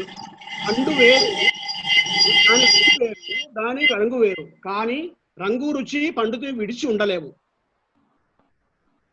అట్లాగా ఇది కొంచెం కాంప్లికేట్. ఇది ఒక్క రోజులో తిరిగిపోతున్నా గాబరా లేదు. ఎందుకంటే మొత్తం ఈ క్లాసెస్ అన్నిట్లోనూ కూడా ఈ విశిష్టాద్వైతం గురించే చెప్పుకుంటాం కాబట్టి ఈ శరీరాత్మ సంబంధం అని చెప్పుకున్నాం మనం. అంటే శరీరం ఆత్మ లేకుండా ఉండదు, కానీ శరీరం ఆత్మ కలిసే ఉంటాయి. అలాగే పరమాత్మ లేకుండా జీవుడు కానీ ప్రకృతి కానీ ఉండదు, కానీ పరమాత్మ వేరు, జీవుడు వేరు. ఇది వాళ్ళ సంబంధం అనమాట. అంటే they are not, you not understand today, doesn't matter. We will have to go through this process for next few months. At one point of time you definitely understand, there's no problem. Okay, అంటే just one clarification, like అంటే ఆత్మ పరమాత్మ ఒకటే like in విశిష్ట అద్వైతంలో, that point is there. కాదు, ఆత్మ పరమాత్మ ఒకటి కాదు. ఆత్మ అంటే నీలో ఉండే ఆత్మ. ఓకే, నీ శరీరంలో ఉండే ఆత్మ. నీ శరీరం నువ్వు కాదు. నువ్వంటే నీ ఆత్మ. నువ్వును పరమాత్మ ఒకటి కాదు. పరమాత్మ వేరు అద్వైతంలో కాదు. అద్వైతం అంటే రెండు లేవు అని అర్థం. అంటే పరమాత్మ జీవాత్మ రెండు లేవు, పరమాత్మ ఒక్కటే ఉంది, మిగతాదంతా ఆభాసమే. అంటే అదంతా మిగతా అంతా మిథ్యే అని వాళ్ళ ఉద్దేశం. అది మళ్ళీ రేపు అంటే నెక్స్ట్ వీక్ క్లాస్ లో కూడా మళ్ళీ దర్శనాల్లో కూడా వస్తుంది. ఇది దర్శనాల్లో కూడా మళ్ళీ ఈ విషయాన్ని చెప్తారు. తర్వాత మొత్తం అంతా ఈ విషయాన్ని చెప్తారు.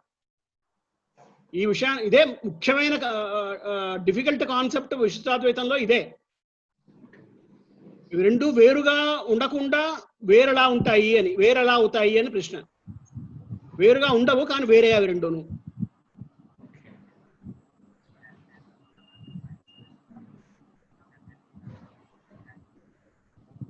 నాట్ కన్విన్స్డ్ అంటే లైక్ అదే మేబీ కమింగ్ క్లాసెస్ లో కొంచెం క్లారిటీ వస్తుంది. అంటే లైక్ స్కెప్టికల్ గా అనిపించింది. ఆత్మ ఒకటా కాదా? నీ శరీరం ఒకటి, ఒక ఆత్మ ఒకటేనా? శరీరం వేరు, ఆత్మ వేరే. ఆత్మ వేరు కదా, కానీ శరీరం వేరుగా ఉండగలదా ఆత్మను వదిలిపెడిచి? లేదు, ఒక ఉండాలి కదా, అంటే ఒక ఇది ఉండాలి, ఒక వెహికల్ లైక్ ఒక similar is the relationship is similar. పరమాత్మకి జీవాత్మకి రిలేషన్షిప్ కూడా అదే. పరమాత్మకి జీవాత్మకి ప్రస్తుతానికి ఇలా అనుకుంటే నీకు అర్థం అవుతుంది. శరీరానికి ఆత్మకి ఏ సంబంధం ఉందో ఆ సంబంధమే పరమాత్మకి జీవాత్మకి కూడా అని అంతవరకు అర్థం చేసుకుంటే చాలు ప్రస్తుతానికి. We will go through the process further. మళ్ళీ చాట్ లో ఒక క్వశ్చన్ అడిగారండి స్వామి గారి. దాసోహం శ్రీమన్నారాయణకి మనకు ఉన్న సంబంధం, ఓకే, దాసోహం శ్రీమన్నారాయణకి మనకి ఉన్న సంబంధం ఏమిటి అని చాట్ లో అడిగారు. చెప్పాను కదా, మనకి మన తండ్రికి ఉన్న సంబంధం, మనకి మన తల్లికి ఉన్న సంబంధం, మనకి మన ఆచార్యుడికి ఉన్న సంబంధం, ఒక శరీరానికి ఆత్మకి ఉన్న సంబంధం, ఒక ఆధేయానికి ఆధారానికి ఉన్న సంబంధం. నవవిధ సంబంధాలు అంటారు. 9 సంబంధాలు ఉన్నాయి. ఇవి కూడా మళ్ళీ తర్వాత చెప్పుకుంటాం మనం, ఈ నవవిధ సంబంధాలు ఏమిటి అన్నది. కానీ ప్రస్తుతానికి ఇంతవరకు నేను అర్థం చేసుకుంటే చాలు. So any other doubts anyone? ఎవరికైనా ఏమైనా డౌట్స్ ఉన్నాయా? నెక్స్ట్ ఇప్పుడు ఇదంతా మనం ఎందుకు చెప్పుకున్నాం? ఈ నారాయణ దగ్గర నుంచి ప్రారంభించి ఏదో సంప్రదాయం, ఏదో విశేషం అనేది చెప్పుకున్నాం కదా. ఇదంతా ఎందుకు? knowing our roots. What for? Knowing our roots, fine. What for? ఎందుకు అంటే రెండే కారణాలు. మనం బాగుపడిపోదాము, మనం సుఖంగా ఉందాము, మనం ఆనందపడిపోదాము అని. అదే కారణం కదా. మనకి బాగా ఆనందంగా ఉండాలి అని ఉద్దేశం. కష్టాలు ఏమి ఉండకుండా ఉండాలనేది ఒక ఉద్దేశం. అంటే అనిష్ట నివృత్తి ఇష్టప్రాప్తి అంటారు మన వాళ్ళు. ఈ అనిష్ట నివృత్తి ఇష్టప్రాప్తి కోసం కొంతమంది ఏమో పుస్తకాలు చూసుకున్నారు, కొంతమంది ఏమో బుర్రలు బాదుకున్నారు. ఈ పుస్తకాలు చూడకుండా బుర్రలు బాదుకున్న వాడు కొంతమంది ఉన్నారు. లేదు మేము పుస్తకాలు వినం, పుస్తకాలు చూడమని చెప్పి. ఈ రకంగా పుస్తకం అంటే నా ఉద్దేశం వేదం, స్మృతులు, పురాణాలు, ఇతిహాసాలు, ఆగమాలు, ఇవన్నీ కూడా వేద సంబంధమైన విషయాలు. ఇలా మనకి అనంతమైన వేదరాశి ఉంది. వేదరాశిని పట్టించుకోకుండా నేను నిర్ణయించుకుంటాను అన్నది ఒక పద్ధతి. లేదు నేను వేదరాశి మీద వేదరాశి నుంచి నేను నా యొక్క ఇష్టప్రాప్తి అనిష్టవృత్తి ఎలా కలుగుతుందో తెలుసుకుందాం అన్నది ఒక పద్ధతి. ఈ రెండు పద్ధతుల్లోనూ రెండు రకాల వాళ్ళు వెళ్ళారు. ఈ ఒక పద్ధతినేమో ఇలా చెప్పిన వాళ్ళు వైదిక మతాలు లేదా వైదిక దర్శనాలు అంటారు.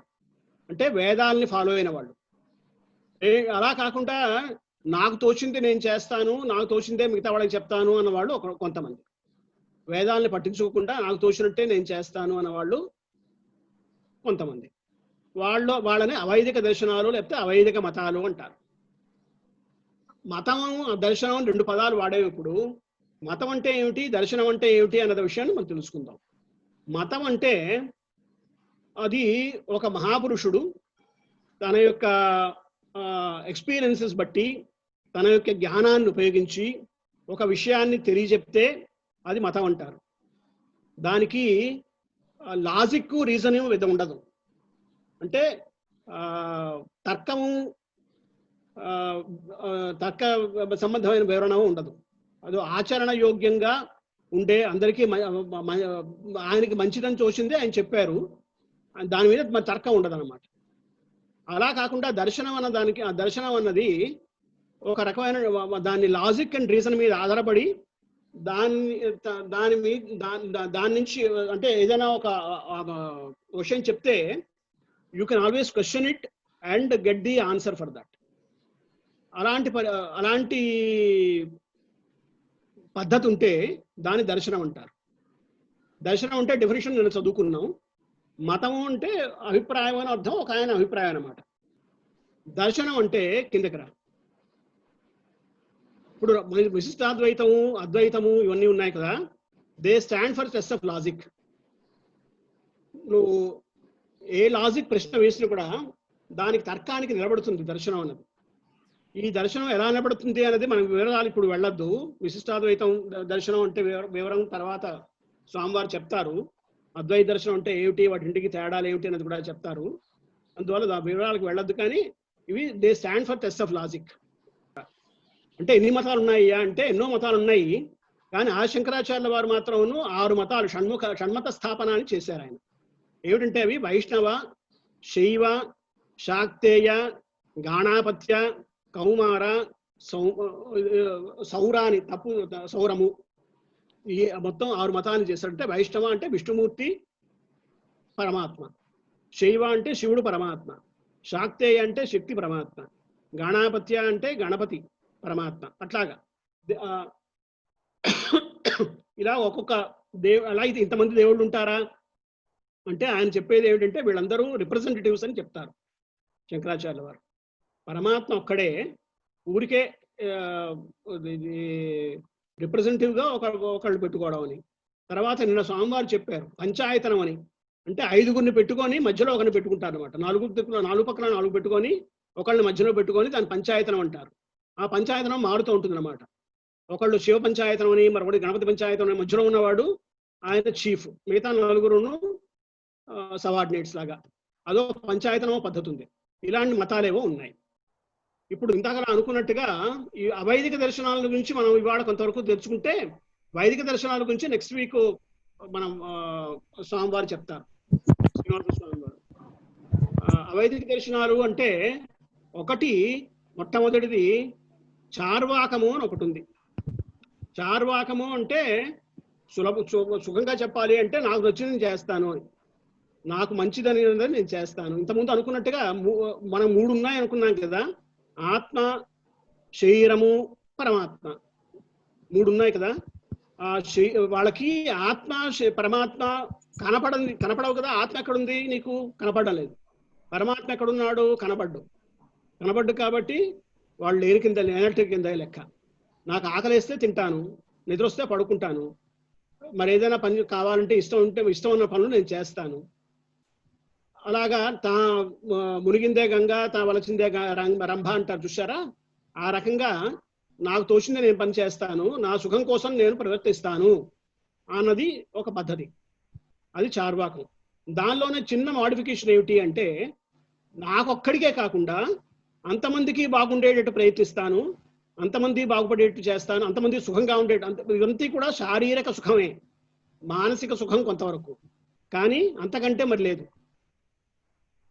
మనకు సుఖంగా ఉండడానికి ప్రయత్నించే ప్రయత్నమే తనంతట తాము. దాన్నేమో చార్వాక మతం అంటారు. ఈ చార్వాక మతానికి ఒక చార్ట్ చూపిస్తారు. అంటే ఇప్పుడు ఈ ఏదైనా మనం లడ్డు తిన్నాం అనుకోండి, లడ్డు ఇప్పుడు అన్ని సుఖాలు అనుభవించడం అనుకున్నాం కదా. లడ్డు తింటే నాకు ఆనందం కలుగుతుంది, కానీ ఎన్ని లడ్డూలు తింటే ఆనందం కలుగుతుంది? 1 లడ్డు, 2 లడ్డు, 3 లడ్డు, 25 లడ్డూలు తిన్నాను అనుకోండి, నాకు ఆనందం కాదు, దుఃఖం వస్తుంది. అందువల్ల ఏంటంటే వరల్డ్లీ కంఫర్ట్స్ ఎప్పుడు కూడా అంటే స్పిరిచువల్ ఒక స్థితికి వెళ్ళిన తర్వాత కంఫర్ట్స్ తగ్గుతూ ఉంటాయి, అంటే సుఖం తగ్గుతుంది. ఆ విషయానుభవం వల్ల సుఖం పెరగదు, అదొక స్టేట్మెంట్.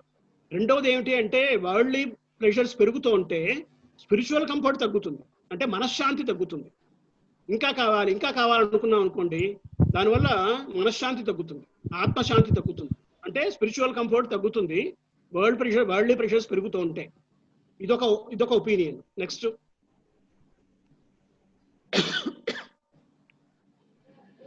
వరల్డ్లీ కంఫర్ట్స్ ఎక్స్పీరియన్సెస్ అంటే ఇందాకలా అనుకున్నాం కదా, లడ్డూలు తింటామని. మనం లడ్డూలు తింటూ ఉంటే కంఫర్ట్ తగ్గుతుంది. అంటే కంఫర్ట్ అంటే మన యొక్క సుఖం తగ్గుతుంది. మనకి కలిగేటువంటి మొదటి లడ్డు తిన్నప్పుడు, 2వ లడ్డు తిన్నప్పుడు, 3వ లడ్డు తిన్నప్పుడు ఉండేటువంటి హ్యాపీనెస్ తర్వాత హ్యాపీనెస్ తగ్గిపోతుంది అన్నమాట. కొంతకాలం ఇంకా ఒక లిమిట్కి వచ్చిన తర్వాత దుఃఖం పెరుగుతుంది. సుఖం పోయి ఆనందం పోయి దుఃఖం పెరుగుతుంది అన్నమాట. ఇదొక స్టేట్మెంట్. నెక్స్ట్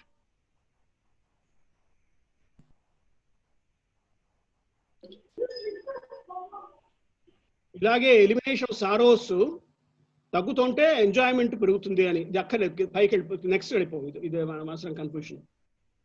ఇది చార్వాక స్కూల్ ఆఫ్ థాట్. ఏంటంటే వీళ్ళ ఉద్దేశం ఏంటంటే, మన హ్యాపీనెస్, మన ఎక్స్పీరియన్స్, లడ్డూలు తింటూ ఉంటే హ్యాపీనెస్ వస్తూ ఉంటుంది, అండ్ మన అనుభవాలు పెరుగుతూ ఉంటే విషయానుభవం వల్ల మనకి హ్యాపీనెస్ వస్తుంది అన్నది ఒక అభిప్రాయం. చార్వాకుల అభిప్రాయం ఇదే. విషయాలు అనుభవం చేస్తూ ఉంటే మనకి ఇంద్రియాలకి తగినటువంటి విషయాల్ని, లడ్డూలు తినడం కానీ, మంచి వస్తువుని చూడడం కానీ, మంచి వస్తువుని ఆస్వాదించడం కానీ, మంచి సంగీతం వినడం కానీ, ఇలాంటివన్నీ ఇంద్రియాలకు తగినట్టుగా, ఇంద్రియాలకి తోచినట్టుగా, మంచిగా అనిపించినట్టుగా మనం పనులు చేస్తే విషయానుభవం వల్ల మన ఆనందం పెరుగుతుంది అన్నది ఒక అభిప్రాయం. ఇది చార్వాకుల అభిప్రాయం. ఈ చార్వాకుల దీని మీద ఏమైనా డౌట్ ఉందా? ఇది చార్వాకుల యొక్క దర్శనం అనుకోవచ్చు, చార్వాక దర్శనం అనుకోవచ్చు. దీని బృహస్పతి చెప్పాడు అంటారు, అది ఎంతవరకు నిజమో మనకు తెలియదు, కానీ అదొక బృహస్పతి నుంచి వచ్చింది అని ఒక అభిప్రాయం. చార్వాక స్కూల్ ఆఫ్ థాట్ లేదా చార్వాకుల దర్శనం మీద మనకేం డౌట్ లేకపోతే నెక్స్ట్ దానికి బౌద్ధం అని వెళ్దాం. మావయ్య, చాట్ లో ఒక క్వశ్చన్ వచ్చింది, వైష్ణవ మతం దర్శనమేనా అని క్వశ్చన్ అడిగారు ఎవరు? వైష్ణవం ఇందాకలా చెప్పుకున్నాం కదా, వైష్ణవ మతము దర్శనం కూడా అని. వైష్ణవం అన్నది, వైష్ణవ మతం, రామానుజ దర్శనం రెండూ ఒకటే. కానీ ఇప్పుడు మనం తెలుసుకోవాల్సింది ఏమిటి అంటే, అద్వైతము శైవము ఒకటి కాదు. శ్రీ వైష్ణవము రామానుజ దర్శనము ఒకటే అయినా, వైష్ణవం అన్నది రామానుజ దర్శనం, అన్ని వైష్ణవాలు, గోల్డెన్ వైష్ణవం తర్వాత వచ్చేసాయి. ఆ వివరాలు తర్వాత చెప్తారు నెక్స్ట్ వీక్. వైష్ణవాలు ఎన్నో, ఇందాకలా అనుకున్నట్టుగా శ్రీ వైష్ణవం, రుద్ర సాంప్రదాయము, కుమార సంప్రదాయము, బ్రహ్మ సంప్రదాయము ఇలాంటి సంప్రదాయాలు వచ్చాయి. తర్వాత ద్వైతాద్వైతాలను లేకపోతే నింబార్కులది వల్లభాచార్యులది వాళ్ళందరివి వచ్చాయి. అందువల్ల ఇవన్నీ కూడా వైష్ణవాల్లో చీలికలు వచ్చాయి అన్నమాట. శ్రీ వైష్ణవంలో శ్రీ వైష్ణవం సంప్రదాయ సనాతనమైంది అయితే తర్వాత నుంచి చీలికలు వచ్చాయి. అన్ని వైష్ణవాలను దర్శనాలని చెప్పలేము, కానీ భగవద్ రామానుజ దర్శనం మాత్రం దర్శనం.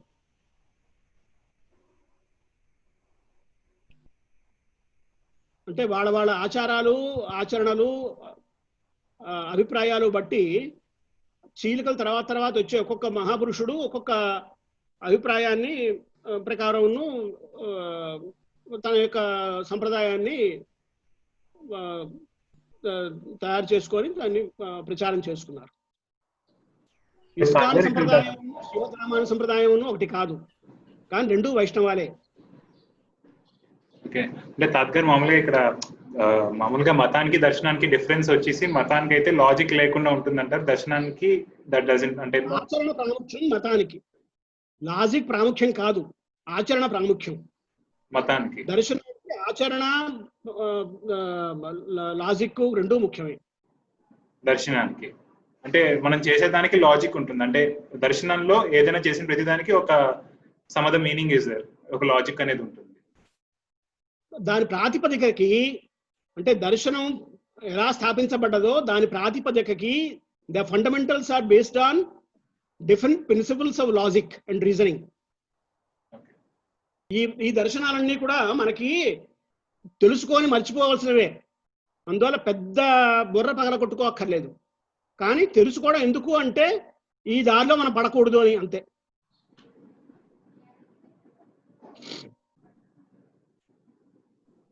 బౌద్ధాన్ని వెళ్ళమ్మా, బౌద్ధం రైటప్ పెట్టు. ఓకే, ఇది చార్వాకం సంప్రదాయ దర్శనం. దీన్నే లోకాయతులు అని అంటారు వీళ్ళని. ఇది వేదం ఫాలో అవుతారు. భౌతికవాదం ఇది. అంటే భౌతికం అంటే మనకి భౌతికం అంటే తెలుసును కదా, కనపడుతున్న విషయాలు అన్నమాట. తర్వాత ఇప్పుడు బుద్ధిజం అని నెక్స్ట్ది. ఈ బుద్ధిజం అంటే మనకి గౌతమ బుద్ధుడు అన్న విషయం ఆయన దీన్ని ప్రారంభించాడు. ఈ గౌతమ బుద్ధుడు అంటే మనం దశావతారంలో బుద్ధుడు ఈ బుద్ధుడు ఒక్కడేనా అని ఒక డౌట్ వస్తుంది మనకి. ఆయన ఒకరు కాదు. మన దశావతారాల్లో బుద్ధుడు మహామహావతారం అని మన ఎప్పుడో పాతకాలంలో ఒక రాక్షసులు వేదాలు చదివేసి యజ్ఞాలు చేసేసి దానివల్ల వచ్చిన శక్తులతోటి ప్రపంచాన్ని పీడిస్తుంటే వాళ్ళని ఆ యజ్ఞాల నుంచి దూరం చేయడం కోసం పరమాత్మ అవతరించిన ఒక అవతారం, అది ఆవేశ అవతారం అనుకోండి. అది వేరు. ఈ బుద్ధుడు వేరు. ఈ గౌతమ బుద్ధుడు శుద్ధోధనుడు అనే రాజు యొక్క కొడుకు. ఈయన ఏం చేశారు అంటే, ఆయన చిన్నప్పుడు ఏదో ఆయనకి జాతకం ప్రకారం ఏదో పెద్ద సన్యాసి అయిపోతాడు లేకపోతే గొప్ప రాజు అయిపోతాడంటే ఈయనకి ఏమీ చూపించకుండా కోటలోనే ఉంచుకోవడం. ఆయన బయటకి యువకుడు అయిన తర్వాత ఇప్పుడు బయటకు రావడం, బయటకు వచ్చిన తర్వాత ఒక రోగిని, ఒక బిచ్చగాడిని, ఒక శవాన్ని ఇలా అన్ని చూసి దుఃఖాలను గమనించి తన భార్య యశోధరని వదిలేసి, రాహులుడు అనే కొడుకుని వదిలేసి అర్ధరాత్రి అడవుల్లో గడిపోయి అక్కడ తపస్సులు చేసి ఎన్నో చోట్ల, ఒక చోట కాదు ఎన్నో చోట్ల తపస్సులు చేసి, ఆ తపస్సుల్లో ఆయన ఒక చోట బోధివృక్షం కింద బుద్ధగయ అంటారు. గయ నుంచి 15 కిలోమీటర్ల దూరంలో ఉంది అది బుద్ధగయ అన్నది. అక్కడ ఆయన సంబోధి అంటే జ్ఞానాన్ని పొందేట. సంబోధి అంటారు వాళ్ళు. ఆ సంబోధి అనే జ్ఞానాన్ని పొందేట ఆయన. ఆ జ్ఞానాన్ని పొందిన తర్వాత ఆయన తనకు తెలుసున్న జ్ఞానాన్ని ఆయన మిగతా వాళ్ళకి చెప్పాడు. అంటే ఇది మతం, ఇది బౌద్ధ మతం అనకంటే, దర్శనం అనకంటే ఇది మతం అనడమే ఎక్కువ న్యాయం. ఎందువల్లంటే దానిలో లాజిక్ అంటే ఆయన తెలుసుకున్నాడు, ఆయన తెలుసుకున్న దాన్ని ఆయన చెప్పాడు అంతే. ఆయన ఈ తెలుసుకోవడం అనేది తపస్సు చేయడం, తపస్సులో జరిగే సాక్షాత్కారాలు కానీ అనుభవాలు కానీ ఒక్కొక్క రకంగా ఉంటాయి. వాళ్ళ వాసనలు బట్టి, వాళ్ళ పాత జన్మల బట్టి, వాడు చేసిన పుణ్యఫలాల బట్టి. అందువల్ల ఈ అనుభవాలు అన్నీ ఒక రకంగా ఉండకపోవచ్చు, తప్పులు చేయొచ్చు. ఆ రకంగా బుద్ధుడి అనుభవాల గురించి ఆయన చెడు అభిప్రాయంతో చెప్పలేదు, మంచి కోసమే చెప్పాడు. అప్పుడు యజ్ఞయాగాలతోటి జంతువులు చేయడాలు, తర్వాత వర్ణ వ్యవస్థలతో జనాల్లో చాలా తేడాలు ఉండాలి, ఒకళ్ళు మరొకళ్ళని అవమానించడం కానీ నీచంగా చూడడం కానీ చేయడం, ఇలాంటి కొన్ని వర్ణ వ్యవస్థ వల్ల కొన్ని ఇబ్బందులు ఉండేవి. వేరు వేరు కారణాల వల్ల ఆయన దానంతటిని చూసిన తర్వాత దీన్ని రిఫార్మ్ చేద్దాం అనుకున్నాడు. చేయడానికి కొన్ని ప్రిన్సిపల్స్ చెప్పాడు అనమాట. దీనిలో 2 ముఖ్యమైన చీలికలు వచ్చాయి. ఒకటి హీనయానం అంటారు, ఒకటి మహాయానం అంటారు. హీనయానం అంటే అది తన తపస్సు ద్వారా, తన సాధన ద్వారా తన మోక్షం అంటే వాళ్ళ దాంట్లో నిర్వాణము అంటారు, నిర్వాణం పొందడం. మరొకళ్ళు ఏం చేస్తారంటే మహాయానం అంటారు. మహాయానం అంటే అందరినీ కలుపుకొని, అందరికీ బోధించి, అందరినీ బాగు చేసి తాను కూడా నిర్వాణం పొందాలి అని అంటారు. నిర్వాణం అంటే ఏమిటి అంటే దీనిలో కూడా జన్మలు ఉన్నాయి అన్నది ఒక ముఖ్యమైన విషయం. ఇంతకుముందు చార్వాకుల దానిలోనేమో జన్మలు లేవు. ఇప్పుడు ఏదో అనుభవించేసి తర్వాత చచ్చిపోవడం తప్ప అంతకంటే తర్వాత మరి ఏమిటవుతుంది, తర్వాత జన్మ ఉంటుందా లేదా అన్న విషయం గురించి వాళ్ళు చర్చించలేదు. ఇక్కడ బుద్ధుడు జన్మలు ఉన్నాయి దానికి ఎందుకంటే జన్మలు ఉన్నాయని ఎందుకు తెలిసిందంటే ఆయన తపస్సు చేస్తూ ఉంటే జన్మలు కనబడ్డాయి, ఆయన పాత జన్మల్ని గుర్తొచ్చాయి, అందువల్ల జన్మలు ఉన్నాయనే విషయం తెలిసింది ఆయనకి. అయితే బుద్ధుడు ఎలా అవుతాడయ్యా, బుద్ధుడు అయిపోతే నిర్వాణం అయిపోయినట్టే లెక్క. బుద్ధుడు ఎలా అవుతాడు అంటే కొన్ని జన్మలు, ఆ జన్మలనేమో బుద్ధుడయ్యే ప్రయాణం ఏమో బోధిసత్తులు అంటారు. కొన్ని బోధిసత్తుల జన్మలు పొంది వసకి ఆయన బుద్ధుడు అవుతాడు అనమాట. ఈయన వర్ణ వ్యవస్థని చూసి దానిలో వర్ణ వ్యవస్థ యొక్క ప్రాబ్లమ్స్ తెలిసే వచ్చాడు కాబట్టి వర్ణ వ్యవస్థని ఈయన యాక్సెప్ట్ చేయలేదు. తర్వాత సాంస్క్రిట్ లాంగ్వేజ్ అంటే మొత్తం వేదాలన్నీ సాంస్క్రిట్ లాంగ్వేజ్ లో ఉండి అది ఎవరికి అర్థం కాకుండా వీళ్ళు ఎవరికి తోచినట్టుగా వాళ్ళ అర్థాలు చెప్పి వాళ్ళందరినీ ఇబ్బంది పెడుతున్నారని చెప్పేసి ఆయన వేదాన్ని వదిలేశాడు, సాంస్క్రిట్ లాంగ్వేజ్ని వదిలేశాడు. వదిలేసి పాడీ లాంగ్వేజ్ అని ఒక లాంగ్వేజ్ లో ఆయన తన యొక్క ధర్మాన్ని రాయించాడు. అది ఆయన ఉద్దేశం ఏమిటి అంటే ఈ దుఃఖాల గురించి ప్రారంభించాడు ఆయన. ఏమిటంటే ఇప్పుడు మనం ఇంతకలా అనుకున్నట్టుగా అనిష్ట నివృత్తి ఇష్టప్రాప్తి అనుకున్నాం కదా. అనిష్ట నివృత్తి అయిపోతే అంటే దుఃఖాలు పోతే సుఖం వచ్చేసినట్టే. దుఃఖాలు పోవడమే ఆయన ముఖ్యం. దుఃఖాలు చూశాడు ఆయన. రోగుల్ని చూశాడు, ముష్టి వాళ్ళని చూశాడు, చచ్చిపోయిన వాళ్ళని చూశాడు, చచ్చిపోతే మిగతా ఏడ్చిన వాళ్ళని చూశాడు, దుఃఖాలనే చూశాడు ఆయన. దుఃఖాలను చూసి ఈ దుఃఖాలన్నీ పోవాలి, దుఃఖాలు పోవాలంటే ఏం చేయాలి, దానికి దుఃఖాలు ఎందుకు వస్తున్నాయి, ఆ దుఃఖాలు ఎందుకు వస్తున్నాయో తెలుసుకుంటే ఆ దుఃఖాలు పోవడానికి మనం దానికి మార్గం కనిపెట్టచ్చు. దుఃఖాలు ఎందుకు వస్తున్నాయంటే కోరికల వల్ల వస్తున్నాయి. అయితే కోరికలు పోవాలి అంటే కోరికలు లేకుండా ఉండాలి. రూట్ కాజ్ ఏమిటి దుఃఖాలకి? కోరికలు. అందువల్ల కోరికలు లేకుండా ఉంటే దుఃఖాలు ఉండవు. కోరికలు లేకుండా ఉండాలంటే ఏం చేయాలి?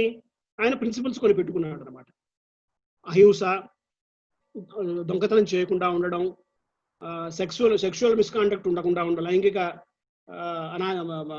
దురాచారం చేయకుండా ఉండడం, సత్యాన్ని పాటించడం, తర్వాత మాదక ద్రవ్యాలు సేవించకుండా ఉండడం, ఇట్లాగా కొన్ని ప్రిన్సిపల్స్ తోటి అష్టాంగ మార్గం అని ఒకటి అతను ప్రశ్నించాడు. అష్టాంగ మార్గం అంటే అన్ని సమంగా చెయ్యాలి. రైట్ వ్యూ, అభిప్రాయము, కండక్ట్ ఆచరణ, స్పీచ్ వాక్కు, లైవ్లీహుడ్ బతికే విధానము, మన ప్రయత్నం కరెక్ట్. సమ్యక్ అంటారు, రైట్ అన్నదానికి సమ్యక్ అని సంస్కృతం, అది వాళ్ళ పదం, పాడి పదం అనుకోండి, సంస్కృతం నుంచి వచ్చింది. తర్వాత ఇంటెన్షన్ కానీ సమాధి ఆఖరిది. అయితే అంటే ఆయన ఉద్దేశం ఏమిటి అంటే ఇవంతా కనబడుతున్నంతా మిథ్య, లోపల కూడా అంటే బాహ్యంగా కనబడుతున్నది మిథ్య, లోపల అంటే ఆత్మ అని అనుకున్నాం కదా, ఆత్మ అనేది ఉంది కానీ అది ఉండదు. మళ్ళీ అర్థం కాలేదు నీకు, ఆత్మ ఉంది కానీ ఉండదు. ఏంటంటే అర్థం, ఆత్మ ఉందని అనుకుంటాం మనం కానీ నిజానికి అది లేదు. జగత్తంతా ప్రకృతి అంతా ఉందని అనుకుంటాము కానీ అది లేదు. దీనికి కారణం ఏమిటండి? కారణం అంటే స్టోర్ హౌస్ ఆఫ్ కాన్షియస్నెస్.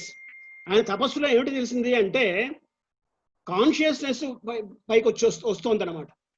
తపస్సు చేస్తూ ఉండగా ఎన్నో విచారాలు వచ్చాయి. ఏవేవో రాక్షసులు కనబడ్డారు, చెట్లు కనబడ్డాయి, ఏవేవో కనబడ్డాయి. అంటే ఇవన్నీ అలాగే ఇది కూడాను. ఇది అర్థం కావడం కష్టం కానీ పెద్ద గాబరా పడక్కర్లేదు. ఇలా అంటే జగత్తంతా కూడా it's a store house of conscious, అంటే మనకి మనస్సులో ఉన్నదే మనకి ఎదురుగా కనబడుతోంది అనమాట. అంటే దీన్ని మనం శుభ్రం చేసేసుకుంటే, మనస్సుని తపస్సు ద్వారా శుభ్రం చేసేసుకొని పైన కాంటాక్ట్ మనం కట్ చేసేసుకుంటే మనకి అప్పుడు ఏమిటవుతుంది, లోపలది కట్ అయిపోతుంది, పైన కట్ అయిపోతుంది. అంటే పైది శూన్యం అయిపోతుంది, జగత్తంతా శూన్యం అయిపోతుంది. శూన్యం మనం లోపల ఉన్నది మానసికమైనటువంటి ఆచార విచారాలు కూడా శూన్యం అయిపోతాయి. అప్పుడు మనం బుద్ధుడైపోతాం. అయితే ఒక రోజులో అవుతుందా? ఇది అవ్వదు. అందువల్ల ఏం చేయాలి అంటే అలా ప్రయత్నిస్తూ ఉండాలి. కొన్ని జన్మల్లో అలా ప్రయత్నిస్తూ ఉంటే ఏమిటవుతుందంటే కొన్నాళ్ళకి కొన్ని జన్మలకి ఎన్నో జన్మల తర్వాత ఈ అంతఃశూన్యం అవుతుంది, బహిశూన్యం అవుతుంది. అప్పుడు మనం బుద్ధులవుతాం. ఇది ఆయన సూత్రం. తెలిసిందా? మరొక ముఖ్యమైన ప్రిన్సిపల్ ఏంటంటే అంతా క్షణికం అంటాడు ఆయన. క్షణికం అంటే ఏమిటి అర్థం అంటే, ఏది ఇప్పుడు కనబడుతోంది కదా, అది నెక్స్ట్ మూమెంట్ నాశనం అయిపోతుంది, కనబడదు, ఉండదు. మరి కనబడుతోంది కదండి, ఇప్పుడు ఉన్నదే మళ్ళీ నెక్స్ట్ మూమెంట్ కనబడుతోంది కదండి అంటే ఆయన క్లారిఫికేషన్ ఏమిటి అంటే, లేదండి, అది ఇప్పుడున్నది నాశనం అయిపోయి మళ్ళీ వస్తుందండి అంటాడు. అంటే ఇప్పుడు మ్యాథమెటిక్స్ తెలిసిన వాడికి తెలుస్తుంది ఇది.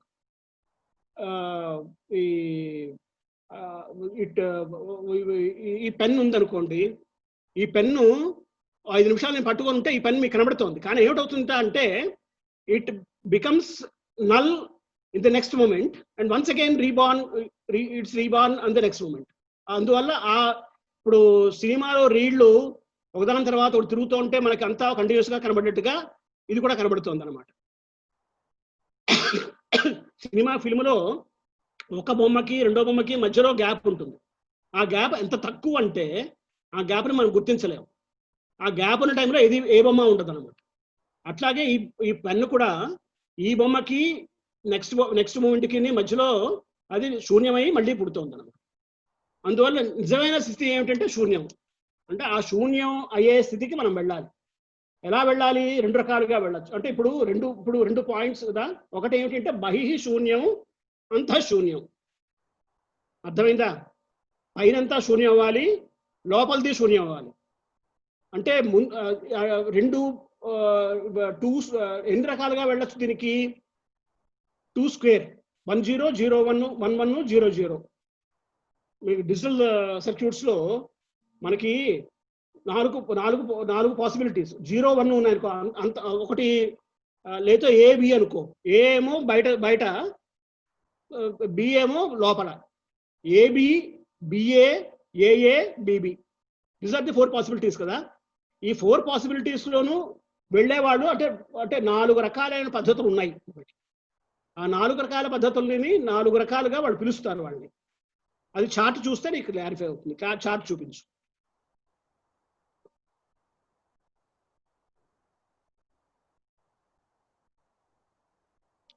బుద్ధా స్కూల్లో కొంచెం కిందకి రా. ఇప్పుడు ఇది ఏంటంటే ఇక్కడ దీని అర్థం ఏంటంటే మనకి దుఃఖం పోవాలి అనుకున్నాం మనం. అంటే దుఃఖం పోవాలంటే ఏం చేయాలి? కోరికలు, విషయవాసనలు తగ్గించుకోవాలి, విషయ వాంఛలు తగ్గించుకోవాలి. వాంఛనలు ఎలా తగ్గిపోతాయి? ఒక రోజులో తగ్గవు. కాబట్టి అలా గ్రాడ్యువల్గా తగ్గించుంటూ 0కి వెళ్ళిపోతే అప్పుడు సారోస్ కూడా, దుఃఖాలు కూడా 0 అయిపోతాయి. This is the principle of Buddhism. Okay, will go to the next point. అక్కడ ఇప్పుడు ఇందాకలా అనుకున్నట్టుగా ఇప్పుడు ఇది ఇంటర్నల్, ఇది ఎక్స్టర్నల్. ఒకటి అంటే బహిః, అంతః అనుకున్నాం కదా. బహిః అంటే రెండూ కూడా 0 నెగిటివ్ ఉన్న, రెండూ కూడా 0 నుంచి వెళ్ళేవాటి ఉంటే వాళ్ళని మాధ్యమికులు అంటారు. అట్లా కాకుండా ఈ ఎక్స్టర్నల్ థింగ్స్ అంటే అంత పైన ఉంది లోపల ఉంది అనుకుంటూ ప్రారంభించి మొత్తం వెళ్ళేది శూన్యానికే. 2 శూన్యాలు చేయాలి. అలా వెళ్ళే వాళ్ళని వైభాషికులు అంటారు. లేదు ఇంటర్నల్ మాత్రమే ఉంది, ఎక్స్టర్నల్ లేదు అనుకున్న వాళ్ళు యోగాచార్యులు అంటారు. ఓకే, అలా కాకుండా ఇప్పుడు ఎక్స్టర్నల్ మాత్రమే ఉంది, ఇంటర్నల్ లేదు అన్న వాళ్ళు వీళ్ళు ఎవడవుతారు? చార్వాకులు అవుతారు. ఎందువలంటే చార్వాకులకి ఎక్స్టర్నలే ఉంది, లోపం లేదు. వాళ్ళకి ఆత్మ లేదు, వాళ్ళకి విషయానుభవమే ఉంది. అందువల్ల ఇది బుద్ధుడి వ్యవస్థ కాదు ఇది. ఇది చార్వాకుల అభిప్రాయం. చార్వాకుల అభిప్రాయం ఏమిటి? External is only there, internal is not there. ఆత్మ లేదు, బయట విషయాలు మాత్రమే ఉన్నాయి, వాటిని అనుభవించాలి. అలా చేసేవాళ్ళు ఎవళ్ళు? వాడు చార్వాకులు. కానీ మరొక బౌద్ధుల్లో మరొక వర్గం ఉంది, వాళ్ళు సౌత్రాంతికులు అంటారు. వాళ్ళు ఏం చేస్తారు అంటే ఎక్స్టర్నల్ మాత్రం ఉంది, ఇంటర్నల్ మాత్రం ఊహ, ఇమాజినరీ అని చెప్పి అనుకుంటూను వాళ్ళు they will try to go towards the శూన్యస్థితికి వెళ్ళడానికి ప్రయత్నిస్తారు. వాళ్ళు సౌత్రాంతికులు అంటారు. ఇలా 4 రకాలైన బుద్ధుల మార్గాలు ఉన్నాయి. ఆ 4 రకాలుగాను వాళ్ళు ప్రయత్నిస్తూ ఉంటారు.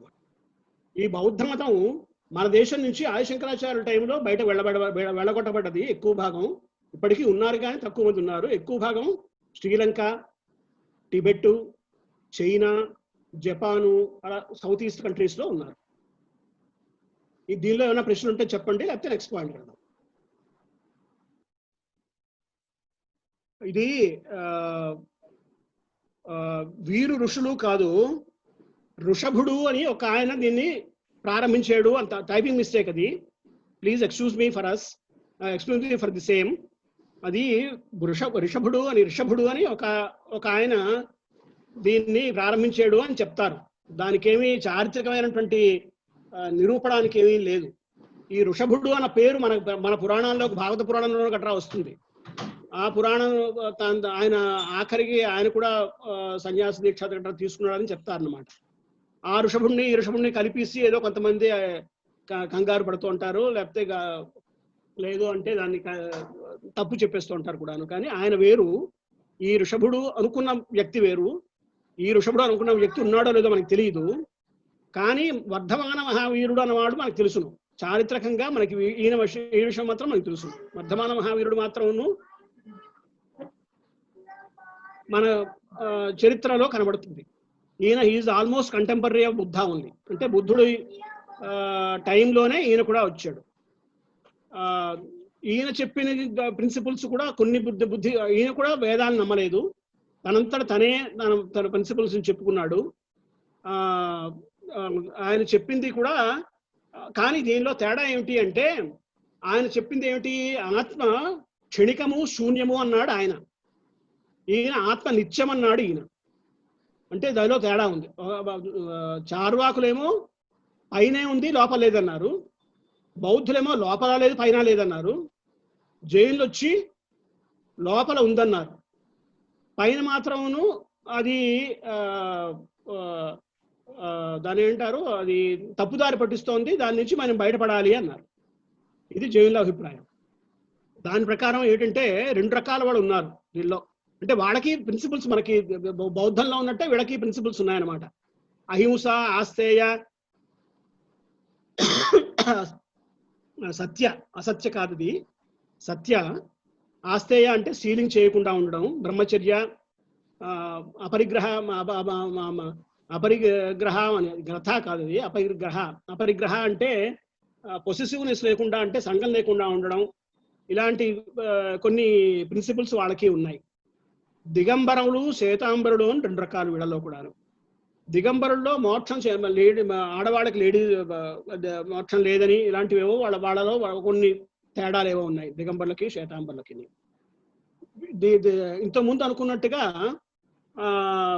ఈ బౌద్ధంలోనేమో అంతా శూన్యమే, బాహ్య శూన్యము, అంతఃశూన్యం అన్నారు. కానీ వీళ్ళేమో పదార్థతత్వాన్ని ఒప్పుకున్నారు. ఎవరో అడిగారు, కామికాందే మోక్షగామి అవ్వలేరు కదా, బౌద్ధం వాళ్ళు ఎలా మోక్షం పొందుతారు అని అడిగారు.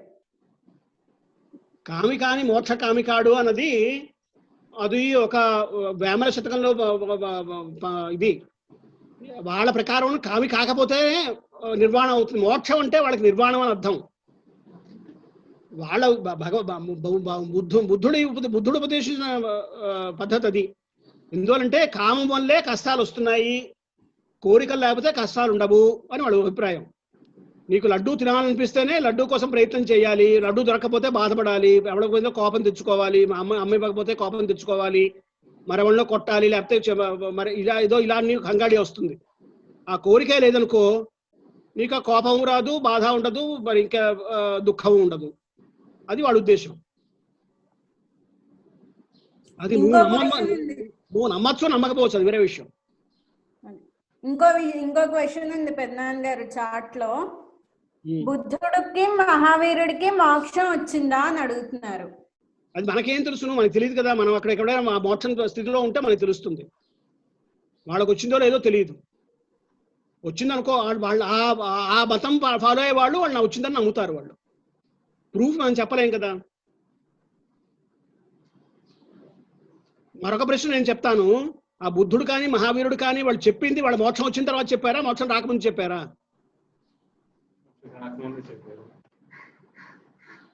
మోక్షం వచ్చిన తర్వాత చెప్పలేరు, ఎందుకంటే వాళ్ళు ఉండరు. మోక్షం రాకముందు చెప్తే వాళ్ళకి ఎలా తెలిసింది వాళ్ళకి మోక్షం వచ్చిందో లేదో? సో ఇలాంటి ప్రశ్నకి సమాధానాలు చెప్పలేము.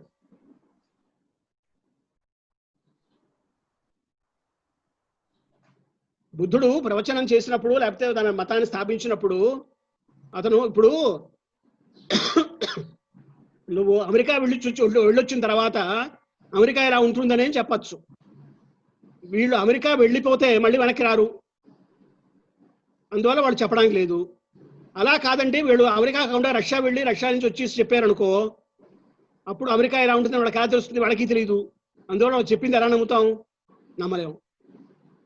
ఇది ప్రాబ్లం. అందువల్ల నమ్మకం ఒకటే ప్రధానం అని చెప్తున్నాం. అందుకోసమే మతంలోనూ నమ్మకం, వాళ్ళు నమ్మడమే అంతే. బుద్ధుడికి వాళ్ళు నమ్మితే వాళ్ళకి మోక్షం వచ్చేసినట్టే లెక్క. మాయ ఇంకొకటి, మన శ్రీ వైష్ణవ సంప్రదాయంలో లేకపోతే మన మతంలో మెడిటేషన్ కి ఎంత ఇంపార్టెన్స్ ఇస్తామండి? ఎందుకంటే మీరు బుద్ధులు కానివ్వండి, జైనులు కానివ్వండి, శైవులు కానివ్వండి, వాళ్ళు చాలా ఎక్కువ ఇంపార్టెన్స్ ఇస్తారు. వాళ్ళు అనుకుంటారు దాని నుంచే మనం లిబరేషన్ కి ఒక పాత అనుకుంటారు మోక్షానికి. ఇప్పుడు మనమే సాధన చెయ్యాలి అనుకుంటే అప్పుడు ఈ మెడిటేషన్ కానీ లేకపోతే ఈవెన్ ఎక్స్టర్నల్ సాధన కూడా, ఇప్పుడు కోరికలు వదిలేయమని చెప్పాం కదా. కోరికలు వదిలేయడం అంటే చాలా సాధన ఉండాలి. దానికి కోరికలు లేకుండా ఉండాలంటే గొప్ప సాధన ఉండాలి. అలాగే మనస్సు మరొక చొక్క వెళ్లకుండా ఉండాలి అంటే గొప్ప సాధన ఉండాలి. ఈ సాధనలు చాలా ఎక్కువ అవసరం వాళ్ళ దానిలో. మనం ఏం చేస్తామంటే మా నాన్న చూసుకుంటాడండి అని, నువ్వు ఎప్పుడైనా వండాలంటే మా అమ్మ చూసుకుంటుంది అంటావు, చూసావా? అలా మనం అందరం ఏం చేస్తామంటే మా నాన్న చూసుకుంటాడండి అంటూ ఉంటాం. కానీ మనకి కూడా ధ్యానము, ధారణ, ఈ అవస్థలన్నీ ఉన్నాయి, ఇవన్నీ ఉన్నాయి. మన నిత్య గ్రంథంలోనేమో అంటే మన తిరువారాధన క్రమంలో ఈ ధారణ, ధ్యానము స్థితులు కూడా మనకు చెప్తారు. ఇటొచ్చి ఆ వివరణలు తర్వాత చెప్పుకుందాం, ఇప్పుడు మనకు పెద్ద వద్దు. కానీ వాళ్ళకి అంత మనకి ప్రాముఖ్యత ఇవ్వకపోవచ్చు. వాళ్ళకి మన దానికంటే ఎక్కువ ప్రాముఖ్యత ఉంది. తర్వాత మరొకటి ఏమిటైందంటే, నాథమునులు యోగాని చెప్పిన ఆచార్యుల దగ్గర నుంచి ఆడవందారికి రాలేదు. అందువల్ల కూడా అది మిస్ అయిపోయింది మనకి. అది మరి భగవత్ కృప వల్ల, కటాక్షం వల్ల మిస్ అయిందేమో మనకు తెలియదు. ఆయనే పెరుమాళ్ళే నేను ఉన్నాను నీకు అవన్నీ ఎందుకు అని చెప్పేసి ఆయన్ని వాళ్ళిద్దరూ కలవకుండా చేసేసారేమో మనకు తెలియదు.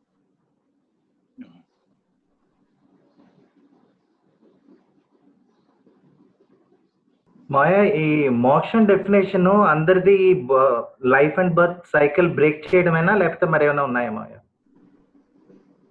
అసలు లైఫ్ అండ్ డెత్ సైకిల్ అంటూ ఉందన్న వాళ్ళు లేదన్న వాళ్ళు కొంతమంది ఉన్నారుగా. నువ్వు లైఫ్ అండ్ డెత్ సైకిల్ ఉంది అని అనుకుంటున్నావు, అప్పుడు దాన్ని బ్రేక్ చేయడం అన్న ప్రశ్న వస్తుంది. చార్వాకులు లైఫ్ అండ్ డెత్ సైకిలే లేదనుకుంటారుగా, వాళ్ళకి బ్రేక్ చేయడం అంటూ ఎలా వస్తుంది? So it is not exactly. అంటే మోక్షం definition it is different for different people, అంతే కదా Maya? It is not same.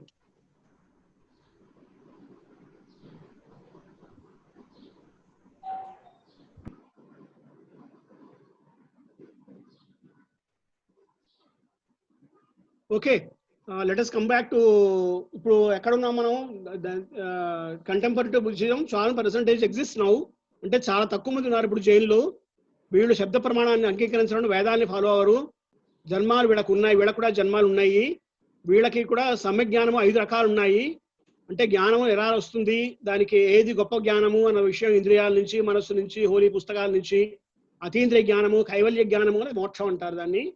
ఇలాగా ఇది వీళ్ళదేమో ఇండెటర్మినేట్ థియరీ అంటారు. అంటే వాళ్ళు ప్రతిదీ కావచ్చు కావచ్చు కావచ్చు శాత్ అంటారు అనమాట. అంటే అది అలా కావచ్చు ఇలా కావచ్చు అని డిఫరెంట్ గా చెప్పరు ఇదిని. తర్వాత వీళ్ళ దానిలో జీవము అజీవము అని రెండు ఉన్నాయి. జీవం అంటే జీవాత్మ, అజీవం అంటే ప్రకృతి మన భాషలో. అజీవం నుంచి విడిపోవడమే మోక్షం. ఎలా చేస్తామంటే కర్మల నుంచి చేస్తాము.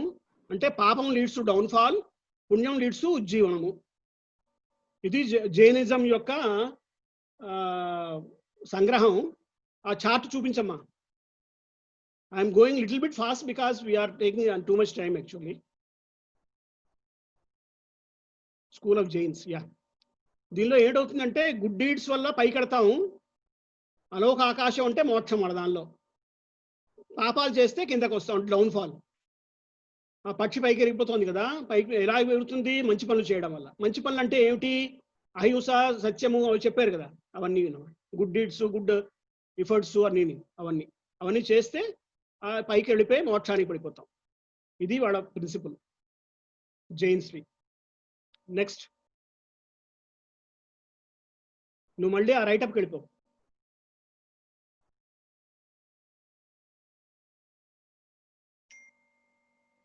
అప్పుడు సాంఖ్యము అన్నది కపిల మహర్షి చెప్పాట.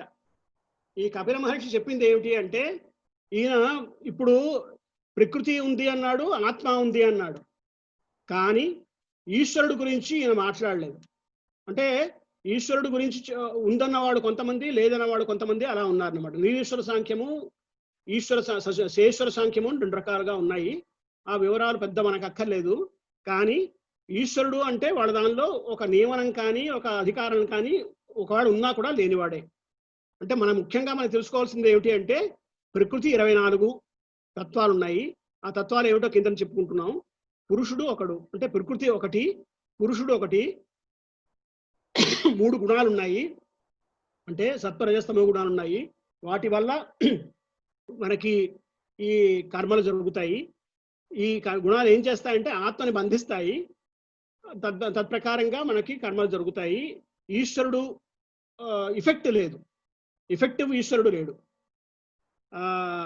ఈ కపిల మహర్షి ఎలా జ్ఞానాన్ని సంపాదించాడు అంటే తన మానసిక అనుభూతి వల్ల తీసుకున్నాడు కాబట్టి వేదాలను పూర్తిగా ఫాలో అయినట్టుగా కనబడదు.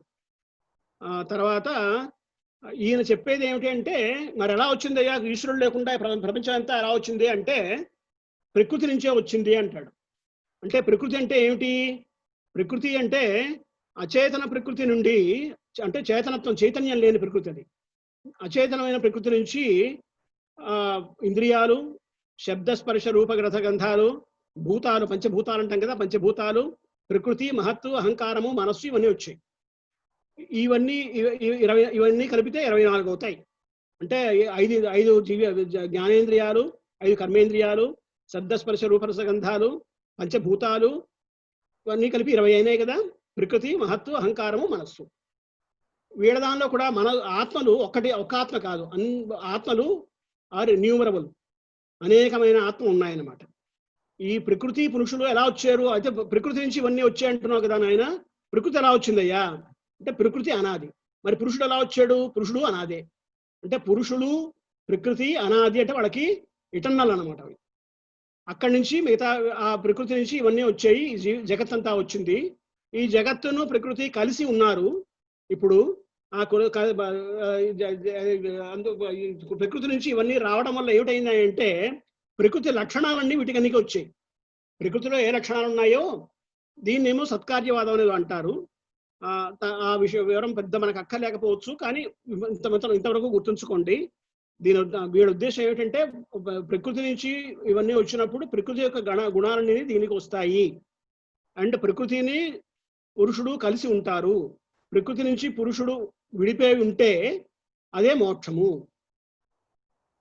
ఇది వీళ్ళ యొక్క తాత్పర్యం, వీళ్ళ సాంఖ్య దర్శన తాత్పర్యం ఇంతే. మనకి ఇంతకంటే ప్రస్తుతానికి అక్కర్లేదు. ఇందాకలా రాసింది ఏమిటో, వేదము ఉదాసీనము అని రాసాము. ఉదాసీనము అంటే తటస్థంగా ఉంటుంది, వేదాన్ని పూర్తిగా ఫాలో అవ్వద్దు అని ఉద్దేశం. యోగము అన్నది పతంజలి మహర్షి చెప్పేట. దీనిలో యమ నియమ ఆసన ప్రాణాయామ ప్రత్యాహార ధారణ ధ్యాన సమాధి అష్టాంగ యోగం అంటారు వీటిని. యమ అన్నది మధ్యలో వచ్చింది, ఇక్కడ యమ ముందొస్తుంది. నెక్స్ట్ పేజీకి వెళ్ళమ్మా. ఇది యమ అంటే ఇవి: అహింస, సత్యము, దొంగతనం చేయకపోవడం, బ్రహ్మచర్యము, అపరిగ్రహము.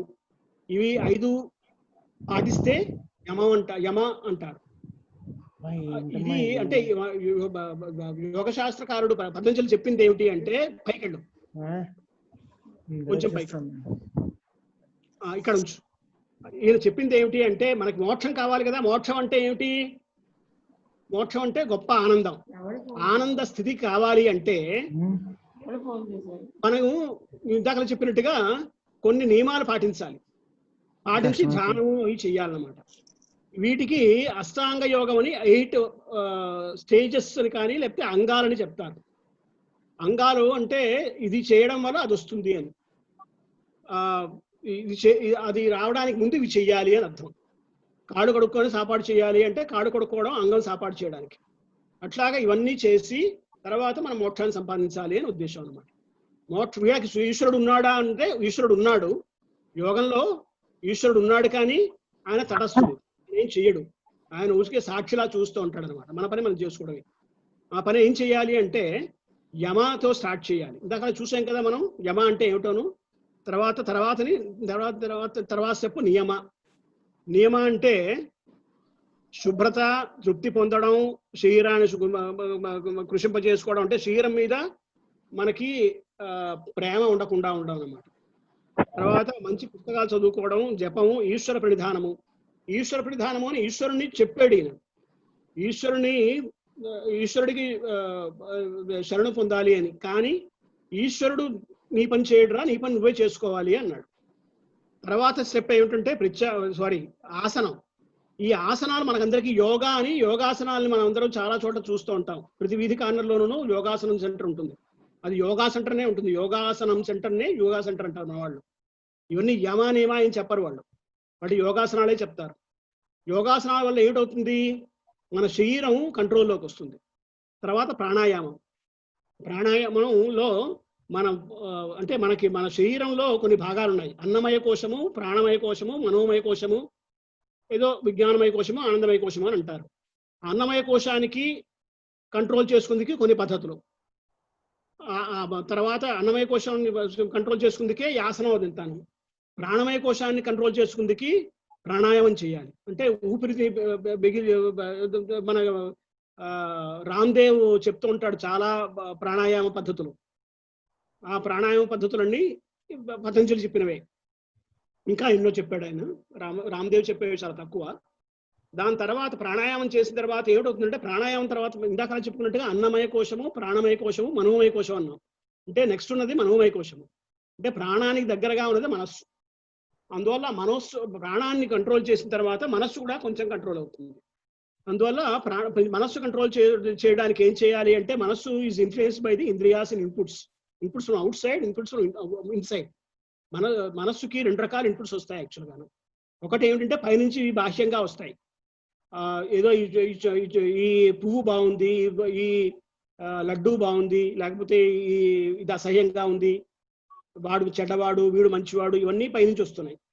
కొన్ని ఇన్పుట్స్ లోపల ఉంటాయన్నమాట. మనస్సులో కొన్ని, చిత్తంలో అది జన్మలు ఉండడం వల్ల జన్మలకి వచ్చిన వాసనలన్నీ స్టోర్ అయిపోయి ఉంటాయి. దానివల్ల మనకేంటంటే ఒకరిని చూసిన వెంటనే వీడు మంచివాడు కాదనిపిస్తుంది, లేకపోతే వీడు మంచివాడు, చాలా మంచివాడు అనిపిస్తుంది, లేకపోతే ఒక పదార్థాన్ని చూసిన వెంటనే చాలా మంచి పదార్థం అనిపిస్తుంది దాన్ని తినకుండానే. ఇవన్నీ పూర్వజన్మ వాసనలు. కొంతమందికి ఏమో చదువు బ్రహ్మాండంగా వచ్చేస్తుంది పూర్వజన్మ వాసనలు. కొంతమందికి ఏమో సంగీతం వస్తుంది బ్రహ్మాండంగా, అది పూర్వజన్మ వాసన వల్ల. సో వాసన అంటే పాత stored memories which are in the మనస్. అందువల్ల ఏం చేయాలి ఇప్పుడు? ముందునేమో ఎక్స్టర్నల్ని కంట్రోల్ చేసుకోవాలి, ఇంటర్నల్ తర్వాత వద్దాం. ఎక్స్టర్నల్ ఎలా కంట్రోల్ చేస్తామంటే ప్రత్యాహారం ఇది ఫస్ట్ స్టెప్. ఏమిటంటారు దానికి ముందు?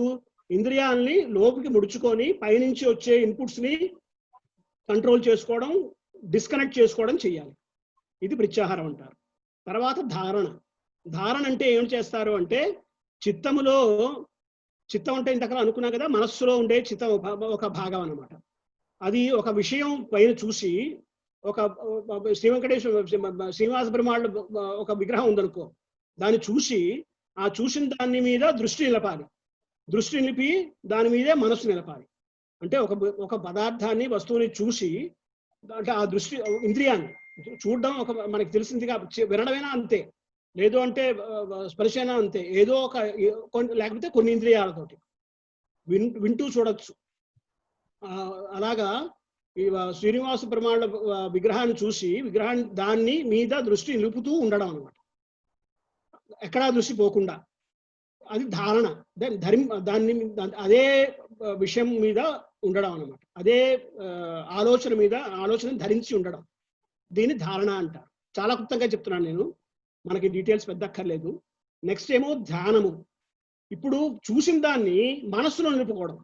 ధ్యానంలో ఏం చేస్తామంటే మనం చూసింది ఇంద్రియాలతో చూసాము, ధరించిన ధారణలోను, దాన్ని మనస్సులో నిలుపుకుంటాం. ఇప్పుడు ఆ శ్రీనివాస పెరుమాళ్ళు మనస్సులో వచ్చి కూర్చుంటారు. కూర్చున్న తర్వాత ఆయన్నే చూస్తాం, మనస్సుతో చూస్తాం, కంటితో చూడం. అప్పుడు మానసికంగా చూస్తాం. మానసికంగా చూసిన తర్వాత ఆయనతో మన అసోసియేషన్ అంటే చుట్టూ దాని ప్రాబ్లం ఏమిటొస్తుందంటే, చూసినప్పుడు కళ్ళతో కంటిన్యూస్గా చూడడానికి అవకాశం ఉంది, కానీ మనస్సు అలా నిలబడదు. మనస్సుతో కొన్ని సెకండ్స్ దాని మీద ఫోకస్ చేసేసరికల్లా మనసు ఎక్కడికి వెళ్ళిపోతుంది. అలా వెళ్ళిపోయిన దాన్ని మళ్ళీ తెచ్చుకోవాలి.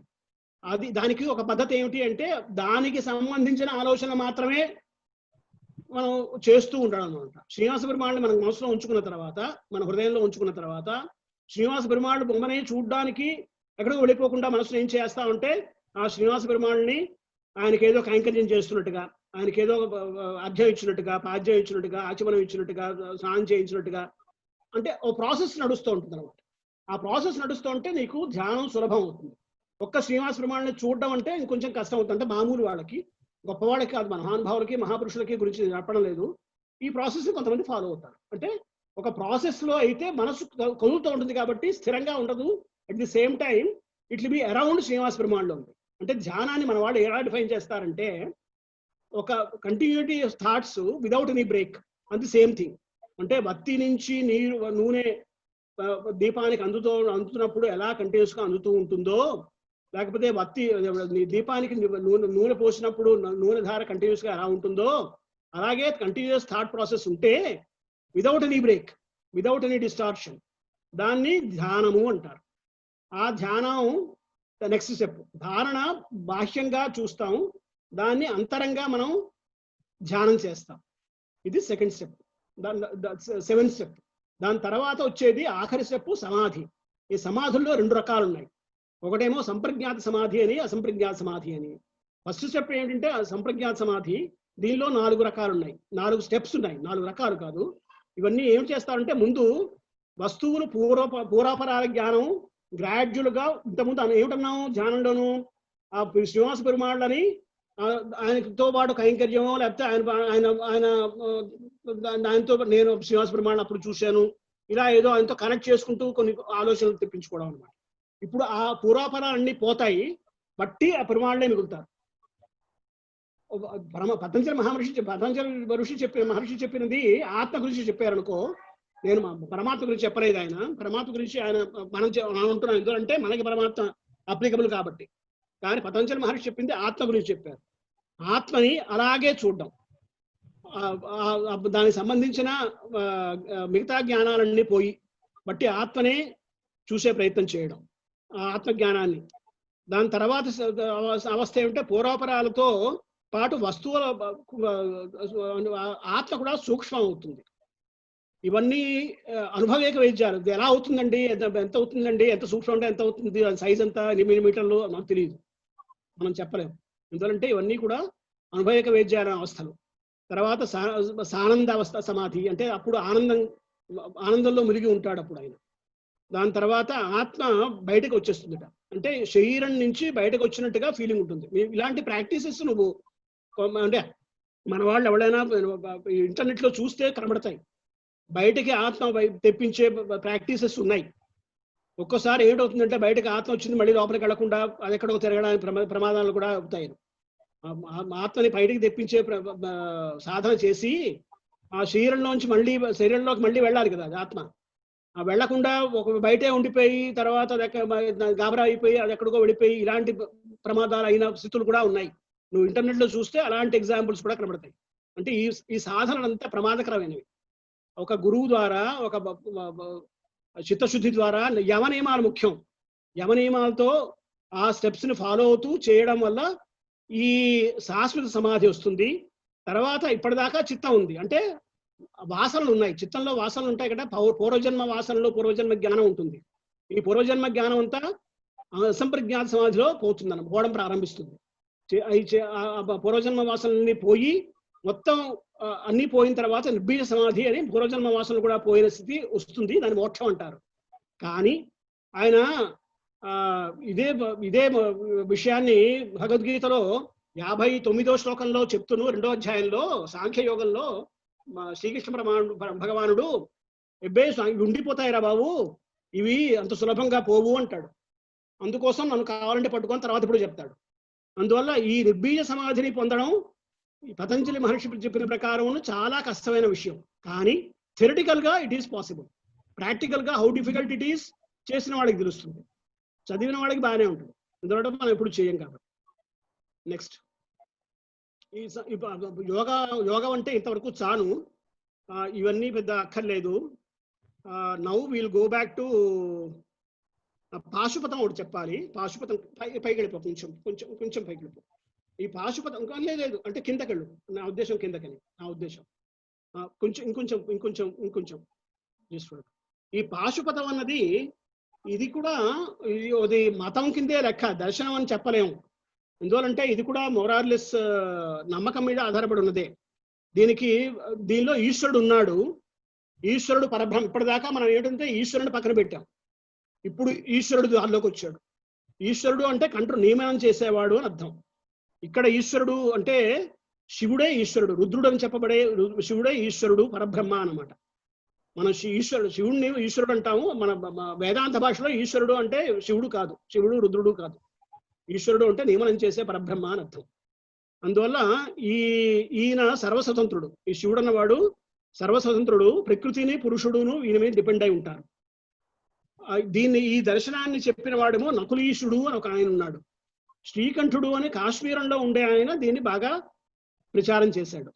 దీనిలో మోక్షం అంటే ఏమిటి అంటే శివుడైపోవడమే. దీనిలో పశువు, పాశము, పతి అని 3 ఎలిమెంట్స్ ఉన్నాయి. పశువు అంటే జీవుడు, పాశము అంటే మనం చేసే కర్మ, పతి అంటే పరమాత్మ, అంటే ఈ సందర్భంలో శివుడు.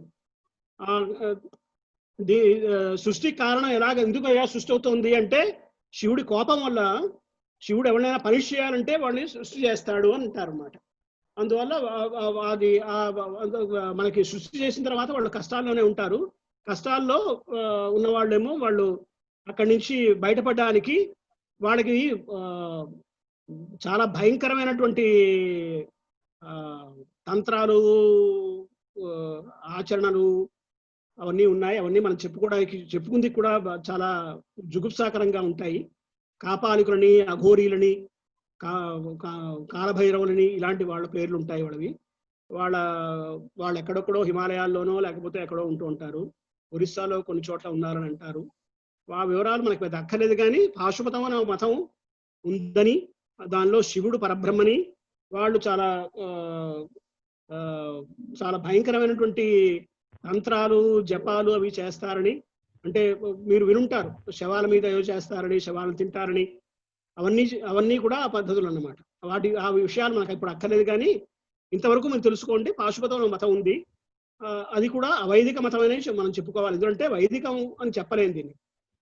ఈశ్వరుడు, ప్రకృతి, పురుషుడు అని చెప్పినా కూడా ఇది అంతవరకే ఇది చెప్పుకున్నారు తప్ప మిగతా విషయాల్లో ఇది వేదాల్ని పాటించలేదు. కాబట్టి అవైదిక మతం అనేది చెప్పుకోవాలి. ఇక్కడితో అవైదిక మతాలు కొంతవరకు పరిచయం చేసినట్టుగా నేను అనుకుంటున్నాను. ఏమైనా ప్రశ్నలు ఉంటే అడగండి. పరమాత్మ దేవుళ్ళు మనము అనే పుస్తకం రంగరామానుజీయ శ్రీ రంగరామానుజీయ స్వామి వారు పబ్లిష్ చేశారు. ఎప్పుడు ఒక more than 20 years back around. ఆ పుస్తకాన్ని మీరు ఎవరైనా ఓపిక ఉంటే చదువుకుంటే మీకు దర్శనాలు, మతాల గురించి చాలా సంపూర్ణమైన అభిప్రాయం కలుగుతుంది. our effort to bring the knowledge about our Ramanuja Matam, అది ఇట్ షుడ్ సస్టైన్. అది మీ అందరి ఇంట్రెస్ట్ దీనిలో చూపించడం చేత చెప్పడానికి నాకు ఒక ఇంట్రెస్ట్ కలుగుతోంది. అంచేత నాకు సంతోషంగా ఉంది. మీరు కూడా దీన్ని తెలుసుకుంటే మన తాలూకు రామానుజ మతం గురించి ఒక డెఫినెట్గా you will be knowing about the details. అది విశేషం. దీంతో ఇవాటి క్లాసు పూర్తి చేసుకుని నెక్స్ట్ వీక్ మళ్ళీ జాయిన్ అవుదాం. దాసోహం. స్వస్తి.